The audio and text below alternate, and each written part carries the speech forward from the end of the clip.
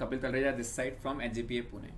आज हम topic cover करने वाले हैं कोरिलेशन रिग्रेशन। ये टॉपिक, ये जो अभी मैंने वीडियो बनाया है, ये सिर्फ एक 1.25 घंटे का वीडियो है। ये आपको आज देखना है, एग्जाम के पहले एक दिन देखना है। सारे फॉर्मूले, जितने भी फॉर्मूलेज हैं इसके ऊपर, विद कंसेप्चुअल क्वेश्चन जितने भी हो सकते हैं, मैंने सारे कवर किए हैं इसके अंदर। एकदम शॉर्ट एंड स्वीट रखा है इसको। अगर आप ये पूरा वीडियो देखें, आपके सारे क्वेश्चन, सारे फॉर्मूलेज पूरे कवर हो जाएंगे। उसके बाद आपका काम सिर्फ बचता है कि आपको एग्जाम क्वेश्चन थोड़े से सॉल्व करने रहेंगे, जैसे जैसे एग्जाम फ्लो देखेंगे। ठीक है, ये video CA foundation, CMA foundation दोनों के लिए है। दोनों स्टूडेंट्स देख सकते हैं, इस पे आपके सारे फॉर्मूलेज कवर हो रहे हैं। ठीक है, let's not waste any time and start with the video. Okay, start with correlation. तो जब मैं बात करता हूँ कोरिलेशन की, रिग्रेशन में सेकंड पार्ट बताऊंगा। पहले correlation, what do you mean by correlation exactly? It is a relationship between two variables. Relationship between two variables, basically वो एक दूसरे को रिलेट कर रहे हैं या नहीं कर रहे हैं, ये पता लगाना है। और अगर रिलेट कर रहे हैं तो कौन कितना रिलेट कर रहे हैं, वो पता लगाना है। तो यहाँ पे कोरिलेशन इज नॉर्मली पॉजिटिव और नेगेटिव। अब मैं मतलब समझाने की कोशिश करता हूँ आपको इसकी। Suppose there are two variables X and Y. Basically ये 3 वेरिएबल्स पे भी आ सकता है, लेकिन आपके सिलेबस में फिलहाल 2 वेरिएबल्स कवर्ड है, तो हम वो 2 पे करेंगे, एक्स एंड वाई। एक्स और वाई, जैसे अगर मैं बताऊँ प्राइस और डिमांड का, प्राइस और डिमांड कैसे रिलेशन रहता है? Inverse relation. इनवर्स मतलब यहाँ पे नेगेटिव। मतलब क्या? अगर प्राइस बढ़ रहा है तो डिमांड घट रहा है, ऐसे ही होता है ना? यस, ऐसे ही होता है। अच्छा, प्राइस और सप्लाई का कैसे रिलेशन रहता है? डायरेक्ट। प्राइस बढ़ रहा है तो सप्लाई भी बढ़ रहा है, तो ये हो गया डायरेक्ट। तो पॉजिटिव और नेगेटिव साइन क्या इंडिकेट कर रहा है आपका? पॉजिटिव साइन इंडिकेट कर रहा है डायरेक्ट रिलेशनशिप, और नेगेटिव साइन रिलेट कर रहा है इनवर्स रिलेशनशिप। ठीक है, इनवर्स रिलेशनशिप। तो अब यहाँ पे बच्चे गड़बड़ क्या करते हैं? ये भी एक बहुत बेसिक क्वेश्चन है, मतलब स्टार्टिंग यहाँ से करेंगे। बच्चे गड़बड़ क्या करते हैं? एक नीचे आ रहा है, दूसरा भी नीचे आ रहा है, नेगेटिव रिलेशन। गलत। यहाँ पे पॉजिटिव मतलब सेम डायरेक्शन। पॉजिटिव मतलब क्या? Same direction. और नेगेटिव मतलब क्या? Opposite direction. मतलब क्या? ये नेगेटिव है, ट्रू, ये पॉजिटिव है और ये भी पॉजिटिव है। X is increasing, Y is also increasing, positive. x is decreasing, y is also decreasing, again positive, क्योंकि अभी भी सेम डायरेक्शन है। और एक बढ़ रहा है, that is x is increasing, y is decreasing, it is negative. Point clear? तो सबसे पहले तो आपको ये समझ में आना चाहिए कि कोरिलेशन का मतलब क्या है। It is a relationship between two variables. वो एक क्या करता है कोरिलेशन? वो आपको बता रहा है कि वो एक दूसरे के रिलेशन है या नहीं है। रिलेशन है तो कितना है वो डिफाइन करेगा correlation coefficient. Coefficient, that is correlation coefficient denoted by coefficient of correlation, या फिर correlation coefficient denoted by R. R से हमें पता चलता है कि वो एक दूसरे को कितना रिलेट करते हैं। दैट मीन्स, अब मैं बोल रहा हूँ प्राइस 10 रुपीज़ से बढ़ा, तो क्या सप्लाई भी 10 से बढ़ रहा है क्या? नहीं, सप्लाई बढ़ रहा है। इट में हैपन कि वो सप्लाई सिर्फ 8 से बढ़ रहा है, या सप्लाई सिर्फ 6 से बढ़ रहा है, या सप्लाई सिर्फ 5 से बढ़ रहा है, राइट? ऐसा हो सकता है। तो बस हमें वही चेक करना है यहाँ पे कि वो एक दूसरे को कितना रिलेट कर रहा है। अगर प्राइस पर्टिकुलरली 10 रुपये से बढ़ रहा है तो सप्लाई कितना रिएक्ट कर रहा है उसके ऊपर, वो is that amount is nothing, that जो परसेंटेज आएगा that will be correlation coefficient. Clear है पॉइंट? ओके, तो इसको सॉल्व करने का सबसे सिंपलेस्ट तरीका है स्कैटर डायग्राम। अब स्कैटर डायग्राम पूछ सकते हैं? यस, पूछ सकते हैं। Check scatter diagram. यहाँ पे अगर आप स्कैटर पे यहाँ डायग्राम सॉल्व करोगे, अगर आपका ऐसे पॉइंट्स आ रहे हैं, मतलब ऐसी लाइन्स आ रही है, तो अगर आपको याद रहा होगा ये सप्लाई कर्व है हमारा, तो आर इज +1, बढ़ रहा है ना, आर इज +1, इसको हम बोलते हैं परफेक्ट पॉजिटिव। यस, आर ये एक लाइन पे नहीं है, बट हाँ ऊपर के डायरेक्शन में जा रहा है, ऊपर के डायरेक्शन में जा रहा है। कहीं पर ऐसे, कहीं पर आर ऐसे। एक्स और वाई के मैंने कोऑर्डिनेट्स पॉइंट किए, तो R is between 0 and 1। R is between 0 and 1। अगर 1 तक है तो यहाँ पे it is set to be positive. यहाँ पे कंप्लीट नीचे आ रहा है, तो इसको हम बोलते हैं आर इज इक्वल्स टू -1, जो हमारा प्राइस और डिमांड कराएगा। ठीक है, उनके बीच में परफेक्ट नेगेटिव रिलेशन है। या फिर अगर एकदम -1 आ रहा है, प्राइस 10 से बढ़ रहा है और डिमांड हमेशा 10 से घट रहा है, अगर ऐसा रिलेशन है तो वो इट इज परफेक्ट नेगेटिव। नीचे तो आ रहा है लेकिन परफेक्ट नहीं है, परफेक्ट नहीं है, कहीं पर ऐसा है नीचे। तो यहाँ पे आर इज बिटवीन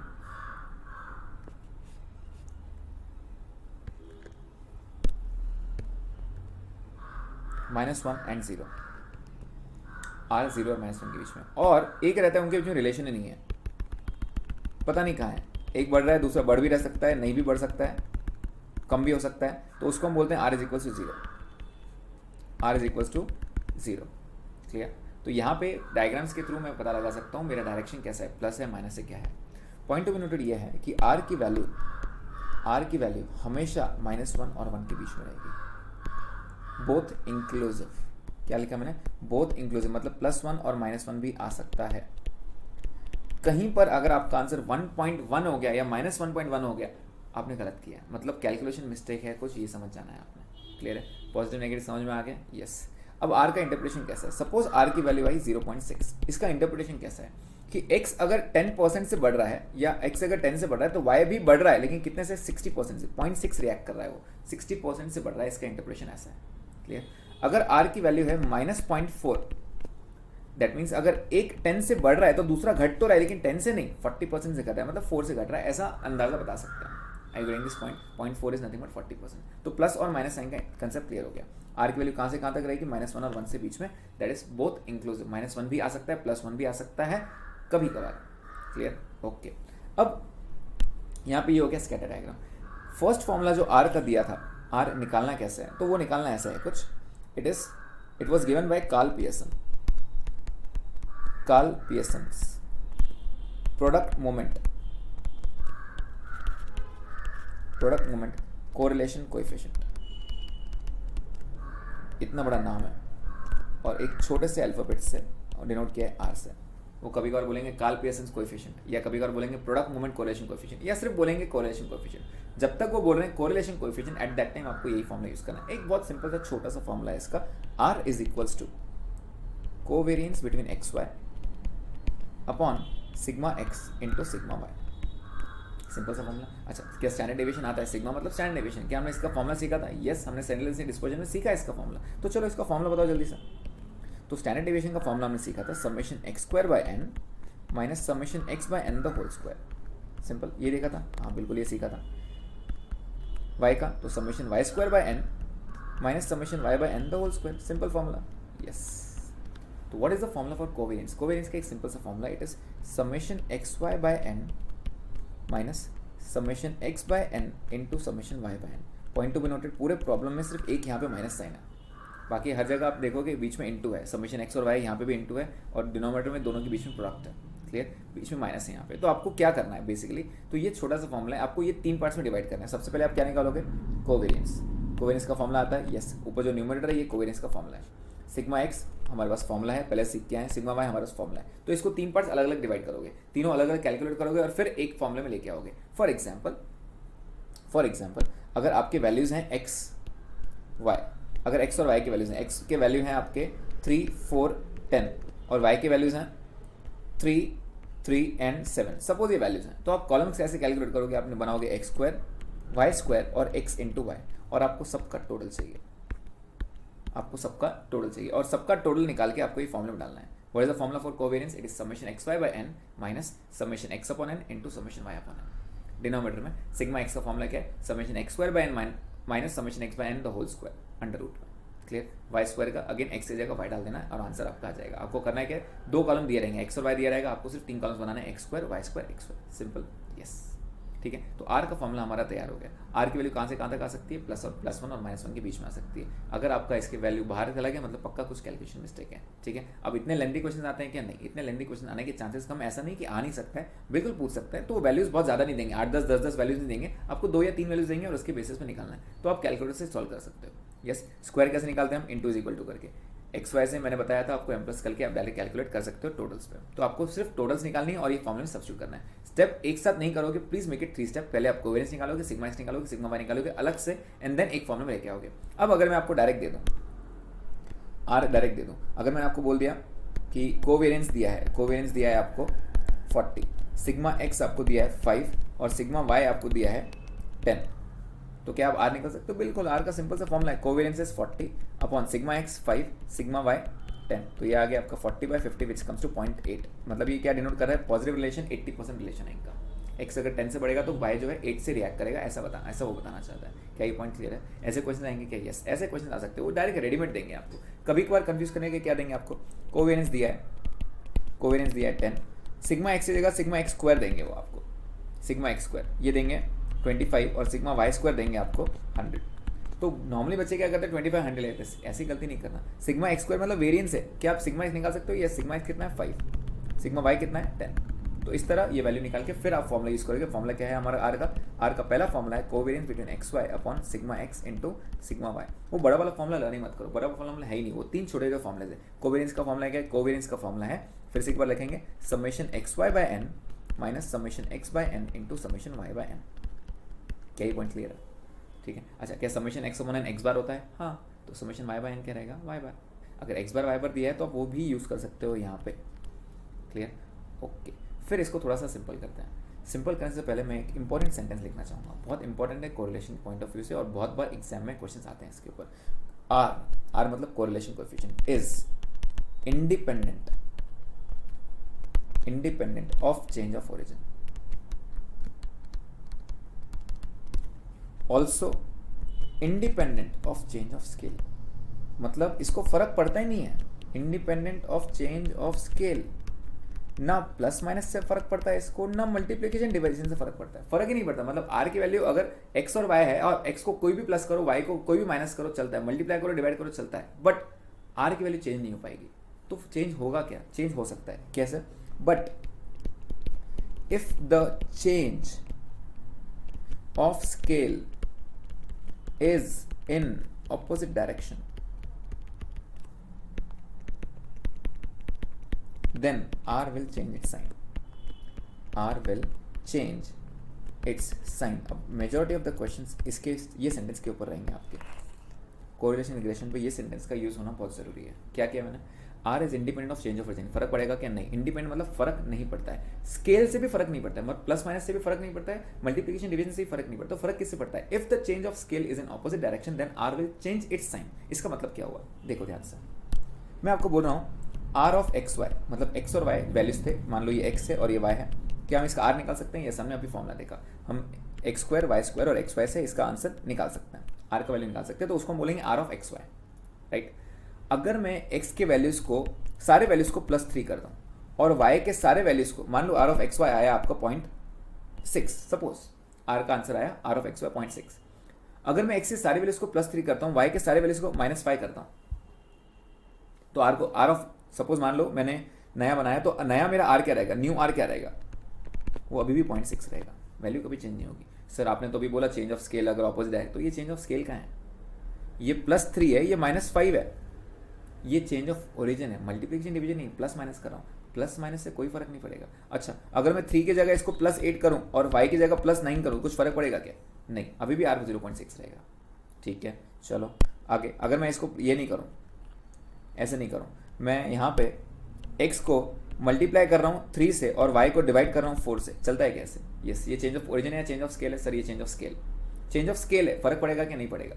क्या change of scale opposite direction में? नहीं, मैंने इसको प्लस नंबर से मल्टीप्लाई किया और इसको प्लस नंबर से डिवाइड किया, तो चेंज ऑफ स्केल अभी भी सेम डायरेक्शन में। डायरेक्शन मतलब क्या? एक को मल्टीप्लाई करो, एक को डिवाइड करो, इसका मतलब ये ऑपोजिट नहीं हुआ। ऑपोजिट क्या होगा? एक को प्लस नंबर से करो और एक को माइनस नंबर से करो, उसको हम बोलेंगे चेंज ऑफ डायरेक्शन। ठीक है, तो यहां पर अगर मैं x को मल्टीप्लाई करूं 4 से और y को मल्टीप्लाई करूं -5 से, तो मल्टीप्लाई तो कर रहा हूं मैं, लेकिन वो क्या हो रहा है यहाँ पे ×4 और -5, तो नया r क्या रहेगा? वैल्यू कभी चेंज नहीं होगी, r की सिर्फ साइन चेंज आएगी, तो नया r मेरा क्या रहेगा? इट विल बी -0.6, क्योंकि पहले 0.6 था। तो आपको फर्क याद रखना है कि अगर change of scale opposite direction में है तो मेरा आंसर चेंज हो सकता है। अब उसके लिए हमारे पास स्टैंडर्ड रूल है, ये स्टैंडर्ड रूल हमारे रिग्रेशन में भी काम आएगा, मैं अभी बता रहा हूँ, बहुत इंपॉर्टेंट है। देखो ध्यान से, यहाँ पे u और v को डिनोट किया गया है, u और v को डिनोट किया है। u और u क्या है? It is x - a upon p, और v क्या है? y - b upon q। यहाँ पे a और b क्या है? a और b are denoted as change of origin. फर्क पड़ता है क्या उससे? नहीं, फर्क नहीं पड़ता है। चेंज, और p और q क्या है यहाँ पे? चेंज ऑफ स्केल, उससे फर्क पड़ता है क्या? नहीं, चेंज ऑफ स्केल से भी फर्क नहीं पड़ता है। मतलब ना a b से फर्क पड़ेगा ना p और। सर अभी तो आप बता रहे थे p और q से फर्क पड़ता है, पड़ेगा ना। अगर आपका p और q ऑपोजिट डायरेक्शन में, मतलब एक पॉजिटिव एक नेगेटिव है, तो r ऑफ u भी क्या रहेगा? It will change the direction. मतलब यहाँ पे आप सिर्फ p और q की साइन चेक करोगे, check sign of p and q, check the sign of p and q, check the sign of p and q।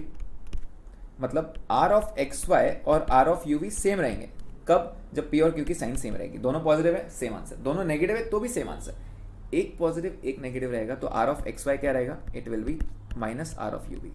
मतलब वैल्यू कभी चेंज नहीं होगी, वैल्यू अगर 0.6 है तो वैल्यू अभी भी 0.6 रहेगी, लेकिन वो प्लस और माइनस हो सकता है।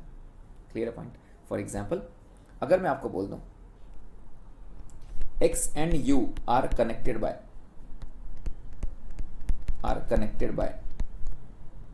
3x plus 4u is equals to 10 and v and y are connected by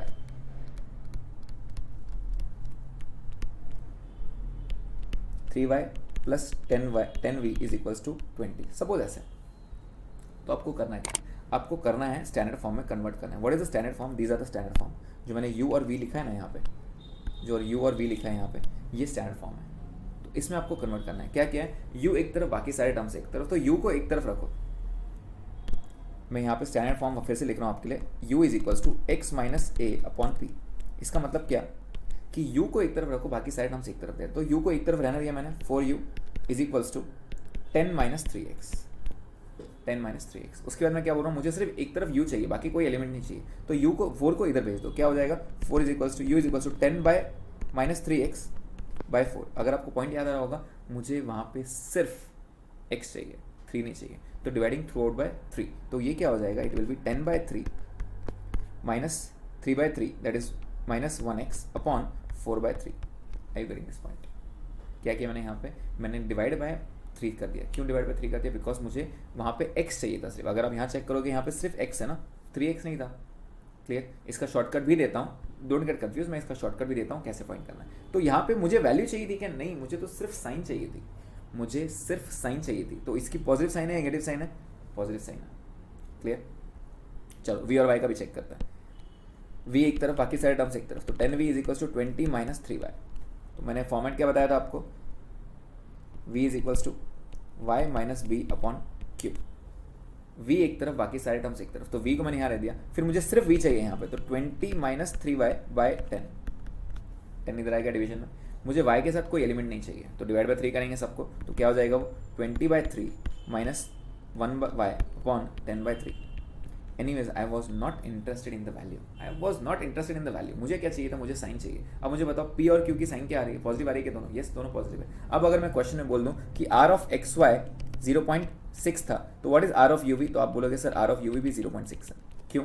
दोनों की साइन सेम है। सर इतना लॉन्ग कट करना पड़ेगा क्या हमको? इतना मतलब इतना सब कुछ करें? नहीं, इतना सब कुछ नहीं। शॉर्टकट क्या है? शॉर्टकट इज ये जो p की वैल्यू है, p की वैल्यू हमेशा आएगी coefficient of u upon coefficient of x। मतलब p is always u by x and q is always v by y।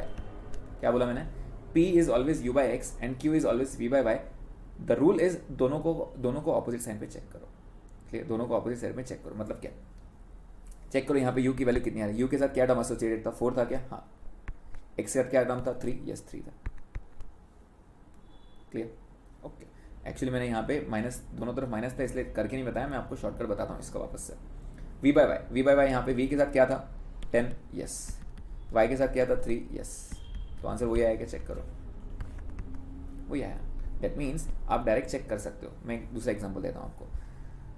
इस बार एग्जाम्पल मैं अलग दूंगा और प्लीज़ ध्यान देना कैसे किया मैंने यहाँ पर, और मतलब उनकी साइन कैसे चेक करता है पी और क्यू की। क्योंकि यहाँ पे पी और क्यू मैंने अधूरा बताया, अधूरा इसलिए बताया क्योंकि मैंने पूरा शॉर्टकट नहीं बताया। अब मैं आपको पूरा शॉर्टकट बताता हूँ। Suppose R of x Y दिया है आपको, आर ऑफ एक्स वाई दिया है 0.55। मुझे आर ऑफ यू वी निकालना है, आर ऑफ यू वी निकालना है। तो आर ऑफ यू वी कैसे निकालेंगे? आर ऑफ यू वी निकालने के लिए रूल क्या है? मैंने आपको टर्म्स दे दिया 3u minus 4x is equals to 10 और टर्म दे दिया v के साथ 3y माइनस या plus 10v is equals to 7। Suppose ये इक्वेशन दे दिया मैंने आपको। तो आपको करना क्या है? आपको करना ये है कि आपको p और q की वैल्यू चेक कर, वैल्यू नहीं साइन चेक करनी है। तो p, what is p? p is defined as u by x and q को डिफाइन करता हूँ मैं v by y। v by y से डिनोट करता हूँ मैं कोएफिशिएंट, उसके कोएफिशिएंट्स यूज करो तो p और q की डायरेक्ट आंसर आएगा। बट उसको साइन कैसे दोगे आप? तो साइन ऐसी रहेगी कि दोनों को इज इक्वल टू के ऑपोजिट साइड में चेक करना, उनकी साइन लेना। दोनों को इज इक्वल टू के ऑपोजिट साइड में मतलब क्या? एक को यहीं रहने दो, दूसरे को वहां भेजो, उसकी साइन चेक करो। तो u की साइन क्या है यहाँ पे? +3 है। 4 उधर जाएगा तो पॉजिटिव हो जाएगा, तो आंसर 4 ही रहेगा। क्या कहा मैंने, दोनों की साइन ऑपोजिट साइड पे चेक करो। तो u बाई एक्स मतलब u के साथ क्या टर्म है 3, x के साथ क्या टर्म है 4, तो it will B u by x. Opposite side में चेक किया, यस। q के चेक करेंगे v बाई वाई, तो मैं पहले वैल्यू लिखता हूँ, v क्या है 10, y क्या है 3, तो आंसर तो आ गया मेरा। लेकिन साइन चेक करने के लिए क्या करा मैंने, दोनों को ऑपोजिट साइड में चेक करो। तो y को यही रहने दो, तो y का पॉजिटिव आया, v उधर चला गया तो माइनस हो रहा है, तो माइनस हो जाएगा ये, क्लियर, माइनस हो जाएगा। अब मुझे बताओ, अगर r ऑफ एक्स वाई 0.55 है तो r ऑफ u भी क्या रहेगा, दोनों की डायरेक्शन सेम है क्या, नहीं, ऑपोजिट है, तो मैं इसका आंसर बोलूंगा -0.55। आई गेटिंग दिस पॉइंट, ठीक है। व्हाट वाज स्टैंडर्ड फॉर्म, जल्दी से स्टैंडर्ड फॉर्म बताओ। u is equals to x minus A upon P, v is equals to y minus B upon Q. Now ये क्वेश्चन आना है एग्जाम में कंपल्सरीली, इस पे ही क्वेश्चन है जो बच्चे छोड़ देता है क्योंकि समझ में नहीं आता करना क्या है, पता नहीं क्या पूछ लिया उन्होंने। बहुत आसान सा सवाल है, बहुत आसान है, आपको सिर्फ ये स्टैंडर्ड फॉर्म, अगर आपको रिग्रेशन भी करना है तो ये फॉर्मेट काम आएगा ही आएगा। आपको सिर्फ p और q की वैल्यू चेक करनी है। कोरिलेशन में आपको साइन चेक करनी रहती है, रिग्रेशन में आपको वैल्यू चेक करनी रहती है। तो हम यहाँ पे साइन पिक कर रहे हैं। साइन कैसे पिक करेंगे, p और q की, हम p और q की वैल्यू निकालेंगे u बाई एक्स और v बाई वाई करके, coefficient of u upon coefficient of x, मतलब x के साथ जो टर्म है और u के साथ टर्म है। लेकिन साइन कौन सी लेंगे, इज इक्वल टू की ऑपोजिट साइड वाली, एक को पॉजिटिव रहने दो, दूसरे साइड में लेके जाओ, अगर उसका भी पॉजिटिव है तो आंसर पॉजिटिव है, अगर दूसरा नेगेटिव आ रहा है तो दूसरे को नेगेटिव करना है। क्लियर है ये, चलो ये वाला आ गया हमारा। ओके, मैं वापस आता हूँ हमारे रेगुलर फॉर्मूले पे। कभी कभार क्वेश्चन कैसे पूछेंगे, आर फॉर्मूला क्या था, covariance between x Y upon sigma X into sigma Y, ये फॉर्मूला सीखा था, यस सीखा था हमने। अब मैंने क्या बताया, R is independent of change of origin, independent of change of scale, मतलब कुछ फर्क पड़ता है क्या, नहीं पड़ता है, नहीं पड़ता है तो होगा क्या। मान लो मैंने यहाँ पे ये x था और ये y था, ये x था और ये y था, अगर u को मैंने बोल दिया x माइनस ए और v को बोल दिया मैंने y माइनस बी। अब मुझे बताओ ये चेंज ऑफ ओरिजिन या चेंज ऑफ स्केल है, ये चेंज ऑफ ओरिजिन है। चेंज ऑफ ओरिजिन से फर्क पड़ता है क्या, नहीं पड़ता है। अगर एक को प्लस करो एक को माइनस करो तो फर्क पड़ेगा क्या, नहीं पड़ेगा, चेंज ऑफ ओरिजिन है। मल्टीप्लीकेशन डिवीजन अगर माइनस साइन से होता है तो फर्क पड़ता है, फिलहाल के लिए कोई नहीं, यस। तो आप क्या करोगे, यू स्क्वायर वी स्क्वायर और यू भी निकाल दोगे, तो फॉर्मूला क्या हो जाएगा, R of x Y will become R of you V. कुछ फर्क ही नहीं पड़ रहा है ना हमारे आंसर को, नहीं, क्योंकि आर ऑफ एक्स वाई और are of you V, R का फॉर्मूला आता है, यस। तो इसका आंसर क्या रहेगा, covariance between U V upon sigma U into sigma V. अब क्योंकि प्रेजेंटेशन नहीं है, आपको यू वी लिखने की जरूरत नहीं है, आप डायरेक्ट निकाल सकते हो, मैं डायरेक्ट इसको एक्स और इसको वाई मान के चलो, आंसर आ जाएगा, बिल्कुल आएगा। क्लियर है पॉइंट, अच्छा। अब मैंने आपको वापस सेंट्रल टेंडेंसी पॉइंट पे लेके जाता हूँ। सेंट्रल टेंडेंसी का पॉइंट याद है क्या, sum of deviation taken from actual mean is always zero, yes. That means अगर वो आपको यहाँ देते हैं x है और ये y है, अगर यहाँ पे u देते हैं x माइनस एक्स बार, v देते हैं y माइनस वाई बार, तो आप क्या निकालोगे, u स्क्वायर वी स्क्वायर और यू वी, ये तीन टर्म को निकालोगे आप। लेकिन होगा क्या, इसका टोटल में आंखें बंद करके लिख सकता हूँ जीरो है, क्यों, sum of deviations taken from actual mean is always zero. अब मैं इसको क्या लिखूंगा, ये टर्म बन जाएगा आपका x माइनस एक्स बार का होल स्क्वायर, ये टर्म बन जाएगा y माइनस वाई बार का होल स्क्वायर, और ये बन जाएगा x minus x bar into Y minus Y बार। ये मैंने नीचे के डिनोमिनेशंस लिखा है, यहाँ पे कैसे उसको प्रेजेंट करेंगे मैंने वो लिखा, तो मुझे इन तीनों का टोटल चाहिए। अब मैं फॉर्मूला एक बार फिर से लिखूंगा और फॉर्मूले को, इतने बड़े फॉर्मूले को इतना छोटा कर दूंगा, कैसे छोटा करूंगा, यहाँ ध्यान दो। आर का फॉर्मूला जल्दी से बताओ क्या था, तो मैं एक बार बड़ा फॉर्मूला लिखना चाहता हूँ, summation X Y by N minus summation X upon N into summation Y upon N, ये फॉर्मूला था, yes, upon under root of summation X square by N minus summation X by N the whole square, ये formula था। और sigma Y का formula क्या था, under root of summation Y square upon N minus summation Y by N the whole square, yes. ये formula हमने सीखा है। क्या मैं इसको एक्स वाई में कन्वर्ट कर सकता हूँ, बिल्कुल कर सकते हैं, फर्क पड़ता ही नहीं है क्योंकि इंडिपेंडेंट है यहाँ पे। तो फॉर्मूला करेंगे summation U V upon N minus summation U upon N into summation V upon N, ये फॉर्मूला हो जाएगा, yes. Under root of summation U square upon N minus summation U by N into summation V by N, sorry, summation U whole square into under root of summation V square by N minus summation V upon N the whole square, ये formula था, yes. अब मुझे बताओ आपके कौन से terms zero हो चुके हैं, तो आप बोलोगे सर यू और वी का टोटल जीरो आ गया, तो कहने से ये ब्रैकेट जीरो हो जाएगा, ये वाला भी जीरो हो जाएगा, ये वाला भी जीरो हो जाएगा। तो फॉर्मूला क्या बचा हमारा, अल्टीमेटली फॉर्मूला क्या बचा, जीरो क्यों हुआ, क्योंकि इसके टोटल जीरो आ गया ना, यहाँ पे एक्स माइनस एक्स बार जैसे वर्ड यूज हुआ, मतलब ये टोटल जीरो आया, तो वो जीरो आने की वजह से मेरा फॉर्मूला जीरो होते जा रहा है, राइट। अब चेक करो फॉर्मूला क्या बचा, तो फॉर्मूला बचा summation U V by N whole upon under root of summation U square by N under root of summation V square by N, यही बचा, यस। क्या ये एन रूट में है तो एक बार कैंसिल कर दो क्या, दोनों रूट में है, रूट इंटू रूट इज एक बार बाहर आ जाएगा, एन कैंसिल, अल्टीमेटली फॉर्मूला क्या बचा, summation U V by under root of summation U square into under root of summation V square. I getting this point? मतलब इतने बड़े फॉर्मूला का इतना छोटा फॉर्मूला आ गया, कब, when the deviations are taken from actual mean. अब देखो उसका सवाल पूछने का तरीका क्या रहेगा, वो सवाल कैसे करेंगे, आपको सवाल ऐसे करेंगे कि summation of x minus x bar whole square, summation of y minus Y bar whole square and summation of x minus x bar into Y minus Y bar is equal to this. ये हो गया मेरा मान लो 400, ये हो गया मान लो 900 और ये हो गया मान लो 200 सपोज, ठीक है, ये हो गया 200, या फिर इसको 20 कर देते हैं, सिंपल, एक जीरो कट कर देते हैं, ठीक है। इसका मतलब क्या हुआ, इसका मतलब ये हुआ the deviations are taken from actual mean, मतलब मेरा फॉर्मूला एकदम रेड्यूस हो सकता है। फॉर्मूला याद कैसे रखेंगे सर, जो सबसे पहले वैल्यूज रहते हैं ना पूरे फॉर्मूले में, वो वैल्यूज बचते हैं। पहले वैल्यूज क्या है यहाँ पे चेक करो, ये इसमें सबसे पहले वैल्यूज कौन सा है, पहले वैल्यूज हैं एक ये वाला, एक ये वाला और एक ये वाला। क्या ये तीनों वैल्यूज बचे हैं क्या फॉर्मूले में, चेक करो, यस, ये फॉर्मूले में इस तीनों वैल्यूज बचे हैं।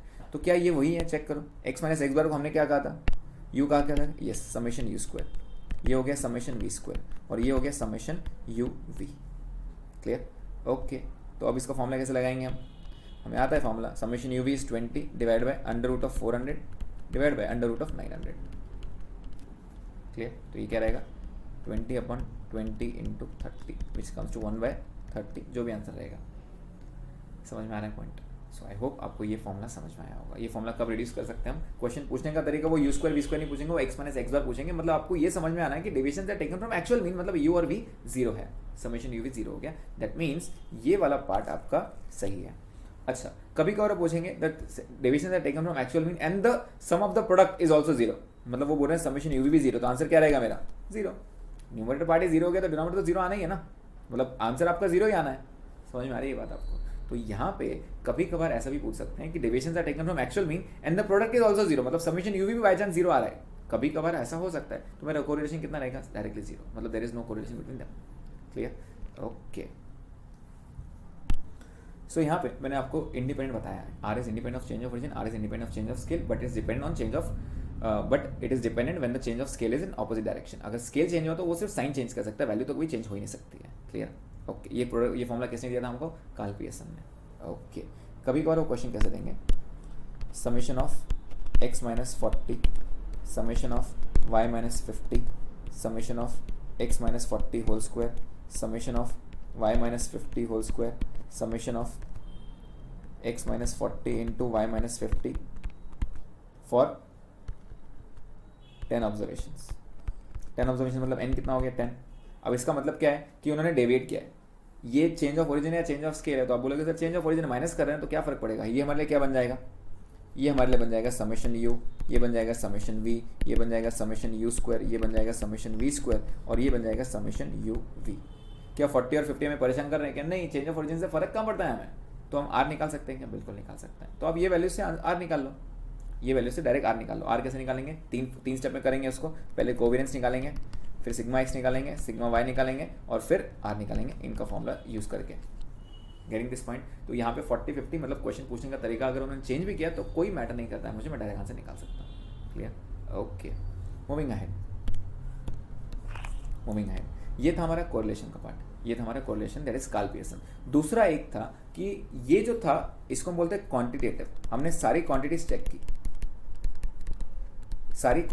की, लेकिन यहाँ पे एक ने कहा कि आप सिर्फ क्वांटिटीज चेक करते हो, आप क्वालिटी भी चेक कर सकते हो, we can also measure the qualities, right. Quality measure करने के लिए एक बंदा था जिसका नाम था स्पीयरमैन, तो उसको हम बोलते हैं Spearman's rank correlation coefficient, rank correlation. अगर वो वर्ड यूज करेंगे रैंक या बोलेंगे स्पीयरमैन्स कोरिलेशन, तो at that time you have to use this formula, correlation coefficient,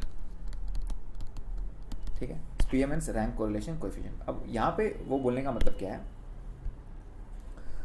again denoted by are, उसने कहा कि it is 1 minus 6 times summation D square upon N into N square minus 1। अब n तो आपको मालूम है क्या है, n is number of observation, right, number of pairs of observation. तो यहाँ पे n तो आ गया, व्हाट इज d, तो d को उन्होंने क्या डिफाइन किया, ध्यान से देखना, यहाँ पे x और y थे, यहाँ पे x और y थे, x की वैल्यूज थे 50, 40, 70, 20 एंड 30 और y के वैल्यूज थे 40, 30, 20, 10 एंड 50, सपोज ऐसे वैल्यूज थे, ठीक है। तो यहाँ पे आर एक्स और आर वाई देना है। What is R X R Y? Rank of x and rank of Y.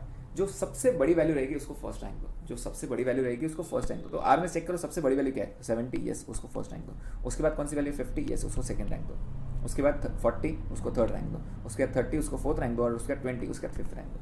जो सबसे बड़ी वैल्यू उसको पहले रैंक देना, तो मैंने रैंक दिया।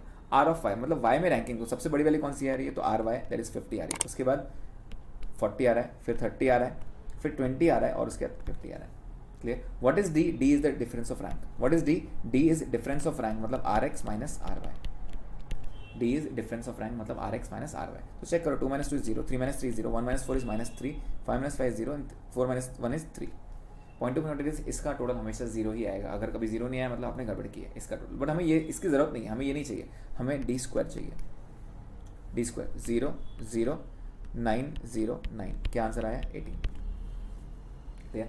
ओके, अब इसको सॉल्व कैसे करेंगे, फॉर्मूला है। तो फॉर्मूला क्या है, 1 - 6 times summation D square. Summation D square कितना आया, समेशन डी स्क्वायर मतलब डी स्क्वायर का टोटल 18 इनटू, यहाँ पे स्क्वायर रूट के बाद नहीं है, मतलब माइनस के बाद है n इंटू 1। एन कितना है यहाँ पे 5, तो 5 into 5 square, 5 square is 25 minus 1। You just have to solve. Solve कैसे करेंगे, तो ये हो जाएगा 1 - 6 into 18 108 upon 5 into 24 which comes to 120। तो आपको ये सॉल्व करना है। तो सॉल्व कैसे करोगे, आप पहले 108 डिवाइड बाय 120 करोगे और उसको माइनस से 1 कर दोगे, तो it comes to 0.1। Please check, answer positive 0.1 आ रहा है। यस, दैट मीन्स इनके बीच में बहुत लो कोरिलेशन है, बहुत कम है, क्योंकि 10% मतलब 0.1 मतलब 10%। So there is positive correlation but it is very low correlation. I you getting this point? Formula समझ में आया? फॉर्मूला क्या था, 1 - 6 times summation D square into upon N into N square minus 1। अब इस पर 3 वैरायटी आ सकती है। तीनों वैरायटी क्या है मैं एक एक करके डिस्कस करता हूँ। सबसे पहले ये फॉर्मूला यूज़ कब करेंगे, जब वो रैंक कोरिलेशन बोलेंगे या फिर वो बोलेंगे स्पीयरमैन्स कोरिलेशन। तो स्पीयरमैन अगर वर्ड यूज है या रैंक कोरिलेशन है तो आपको ये फॉर्मूला यूज़ करना है, ठीक है। कभी कभार यहाँ पे टाई हो सकता है। टाई कैसे होगा, मान लो ये x है और ये y है, ये x है और ये y है, तो x का आंसर आया 30 40 30 40 एंड 30, सपोज ऐसे रैंक है। y का है 50 40 50 30 एंड 20, सपोज ऐसे रैंक है। तो आप सबसे पहले रैंक किसको दोगे, तो आर ऑफ एक्स को दोगे। तो आर एक्स में सबसे फर्स्ट रैंक किसको दोगे, तो सबसे फर्स्ट रैंक तो 40 पे आ रहा है, लेकिन 40 तो 2 बार आ रहा है, तो 2 बार कौन से पोजीशन पे आ रहा है, फर्स्ट और सेकंड पोजीशन पे आ रहा है। तो फर्स्ट और सेकंड का एवरेज, फर्स्ट और सेकंड का एवरेज कितना है, 1.5। तो दोनों को मैं रैंक दूंगा 1.5 1.5। मैं किसको देख रहा हूँ, सिर्फ एक्स को देख रहा हूँ, मैं वाई को नहीं देख रहा हूँ, मैं सिर्फ एक्स को देख रहा हूँ। एक्स में सबसे बड़ी वैल्यू कौन सी है, उसको फर्स्ट रैंक देना था मुझे, तो मैं गया तो उसमें एक्स में मुझे 2 बार दिखा, 40 2 बार दिखा, फर्स्ट पे भी सेकंड पे भी, तो मैंने दोनों को एवरेज दे दिया। भाई किसी को बुरा नहीं लगना, 1.5 1.5 दोनों को। अब मेरा सेकंड रैंक हो चुका है, फर्स्ट और सेकंड रैंक हो चुका है। अब किसकी बारी है, थर्ड रैंक की बारी है। तो थर्ड रैंक में जब देने गया तो 30 मिला, 40 30 3 बार मिला मुझे, मतलब थर्ड रैंक में मिला, फोर्थ रैंक में मिला, फिफ्थ रैंक में मिला। तो थर्ड फोर्थ और फिफ्थ का एवरेज विच कम्स टू 4 3 4 5 क्यों किया मैंने, थर्ड पे मैच हो रहा है, फोर्थ पे मैच हो रहा है, फिफ्थ पे मैच हो रहा है, मतलब थर्ड फोर्थ और फिफ्थ तीनों का एवरेज निकाला मैंने। तो थर्ड फोर्थ और फिफ्थ का एवरेज निकला 4, तो मैं तीनों को फोर्थ रैंक दूंगा, खत्म। आर वाई क्या रहेगा, सबसे फर्स्ट रैंक किसको आ रहा है, देखो 50 2 बार आ रहा है, 50 2 बार आ रहा है, मतलब अगेन 1.5 या एक काम करते हैं, इसको रैंक चेंज कर देते हैं, रुको, मतलब थोड़ा अलग प्रॉब्लम हो जाएगा। यस, 50 फर्स्ट रैंक पे आ रहा है तो फर्स्ट इसको दे दो।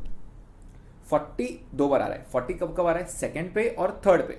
40 कब आ रहा है, 2 बार आ रहा है, सेकंड पोजीशन पे और थर्ड पे। तो सेकंड और थर्ड का एवरेज क्या रहेगा, 2.5। तो दोनों को 2.5 दे दो।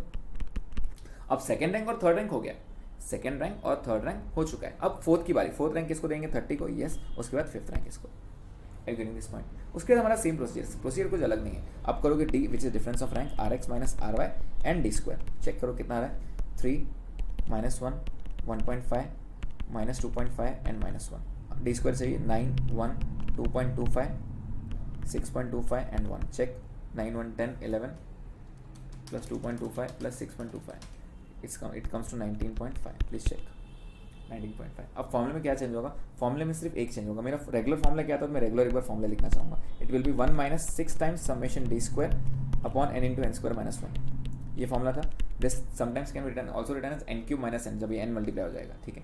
यहाँ पे फर्क क्या आएगा, यहाँ पे एक ब्रैकेट आएगा, 6 के बाद एक ब्रैकेट आएगा और वहाँ पे प्लस हो जाएगा। प्लस क्या होगा, it will be summation of T cube minus T upon 12। कभी कभार इसको एम भी लिखा जाता है, तो बट ठीक है, टी क्यूब लिखा तो चलेगा। T denotes tied ranks, T denotes tied ranks, वो टाई हुआ है वहाँ पे, ठीक है, वो टाई हुआ है, तो आपको टी क्यूब माइनस टी लिखना पड़ेगा। तो व्हाट इज टी, तो वो कितनी बार टाई हुआ है वहाँ पे, तो हमें वो टी क्यूब अलग से कैलकुलेट करना पड़ता है। तो टी क्यूब कैसे कैलकुलेट करना है मैं वो बताता हूँ आपको। तो यहाँ पे सबसे पहले टाई कितनी बार हुआ था, एक्स पे कितनी बार टाई हुआ था, 2 बार, एक बार 50 पे टाई हुआ था, सॉरी एक बार 40 पे टाई हुआ था, एक बार 30 पे। तो कितनी बार टाई हुआ था उसको टी की वैल्यू है, तो मैं यहाँ पे टी क्यूब माइनस टी निकालता हूँ।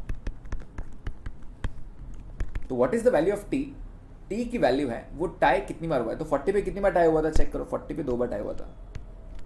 सर 40 तो वाई में भी दिख रहा है, वाई के पास नहीं जाना है, पहले एक्स के पास, एक्स का अलग वाई का अलग। तो एक्स के पहले हमने 2 निकाला, तो टी की वैल्यू क्या आ गई 2, तो it will B 2 cube minus 2 divide by 12। Sir 2 cube कैसा है, तो टी क्यूब माइनस टी है, ये स्टैंडर्ड फॉर्मूला है, 2 क्यूब माइनस 2 डिवाइड बाई 12। अच्छा प्लस क्यों, क्योंकि समेशन है। उसके बाद एक्स में वापस टाई हुआ था कि हाँ हुआ था ना, एक्स में कितनी बार हुआ था, 30 पे 3 बार हुआ था, 30 पे 3 बार हुआ था। तो हम इस बार टी की वैल्यू क्या लेंगे 3, तो it will B 3 cube minus 3 by 12 plus x पे खत्म नहीं करना है, वाई को भी कंटिन्यू करना है। वाई में कितनी बार टाई हुआ था सर 2 बार, तो वाई में 2 बार कब टाई हुआ था 40 पे, तो टी की वैल्यू क्या आ गई 2, तो again 2 cube minus 2 divide by 12। चेक करो इसकी वैल्यू क्या आ रही है, 2 cube is 8 minus 2 0.5 plus 3 cube is 27 2 plus 0.5 कितना वैल्यू आ गया 3, please check, right 3 cube is 27 minus 3 24 divide by 12 will give me 2, तो ये वैल्यू आ गई 3। तो आपको करना क्या है, फॉर्मूला वही था, सिर्फ मैंने डी स्क्वायर को प्लस करना है। डी स्क्वायर में क्या प्लस करना है, नंबर ऑफ राइट रैंक्स, तो summation T cube minus T. Formula check करो, 1 minus 6 times summation D square कितना कैलकुलेट किया था आपने 19.5 प्लस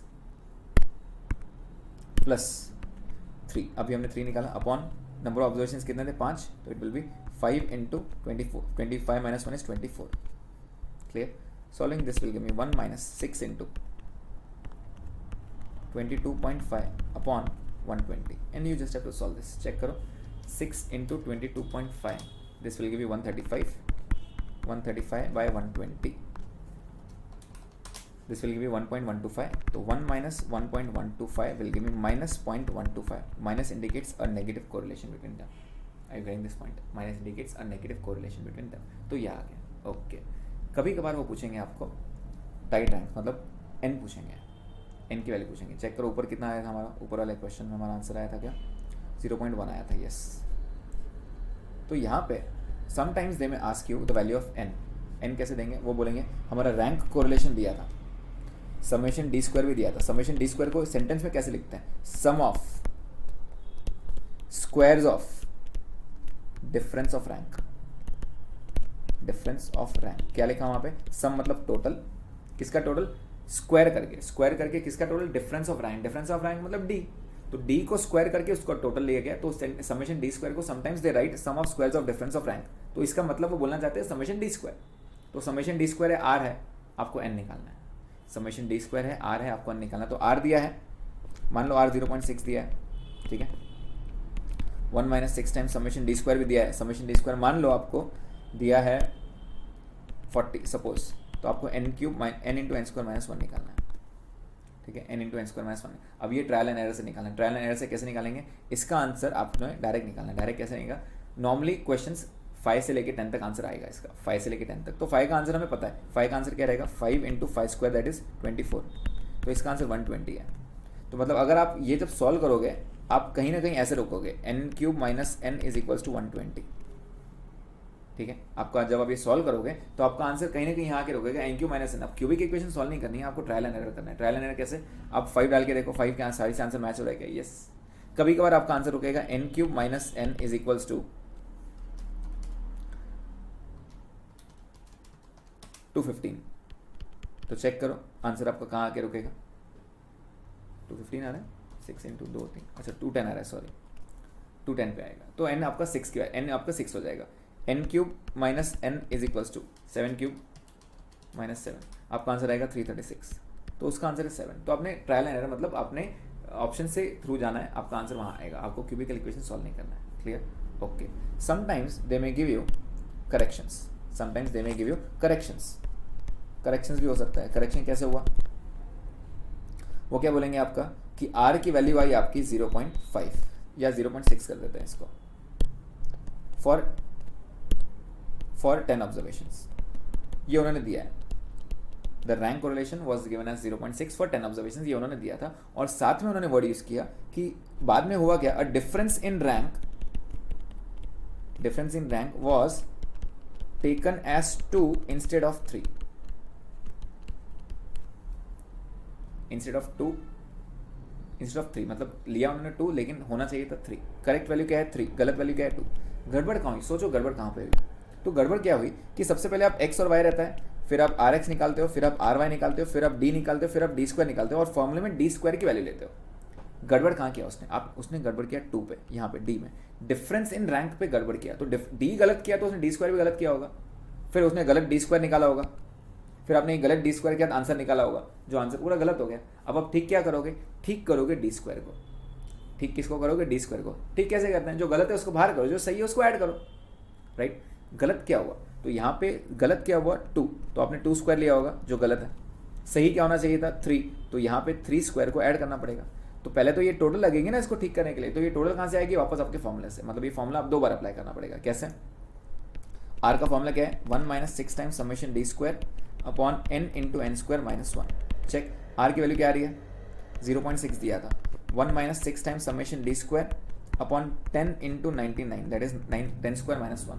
चेक कितना आ रहा है, तो ये माइनस 1 इधर चला जाएगा, कितना हो जाएगा minus 0.4 is equals to 6 times summation D square minus में upon 990, minus minus cancel 990 into 0.4 ये हो जाएगा 396 is equals to summation D square, minus minus cancels और 6 से डिवाइड हो जाएगा तो फाइनल आंसर क्या बचेगा 66। तो समेशन डी स्क्वायर कितना है आपका 66। ये सही है गलत है, बहुत ही गलत है क्योंकि आपने गलती वाले ली। इसको सही कैसे करेंगे, तो सही कैसे करेंगे, जो गलत है उसको बाहर निकालो, जो सही है उसको ऐड करो। तो करेक्टेड समेशन डी स्क्वायर कैसे करेंगे, it will B 66 minus 2 square और ऐड करो 3 स्क्वायर। क्यों, जो गलत है उसको बाहर करो, जो सही है उसको ऐड करो। चेक कितना आ रहा है, तो 66 minus 4 plus 9 minus 4 plus 9 will give you 71।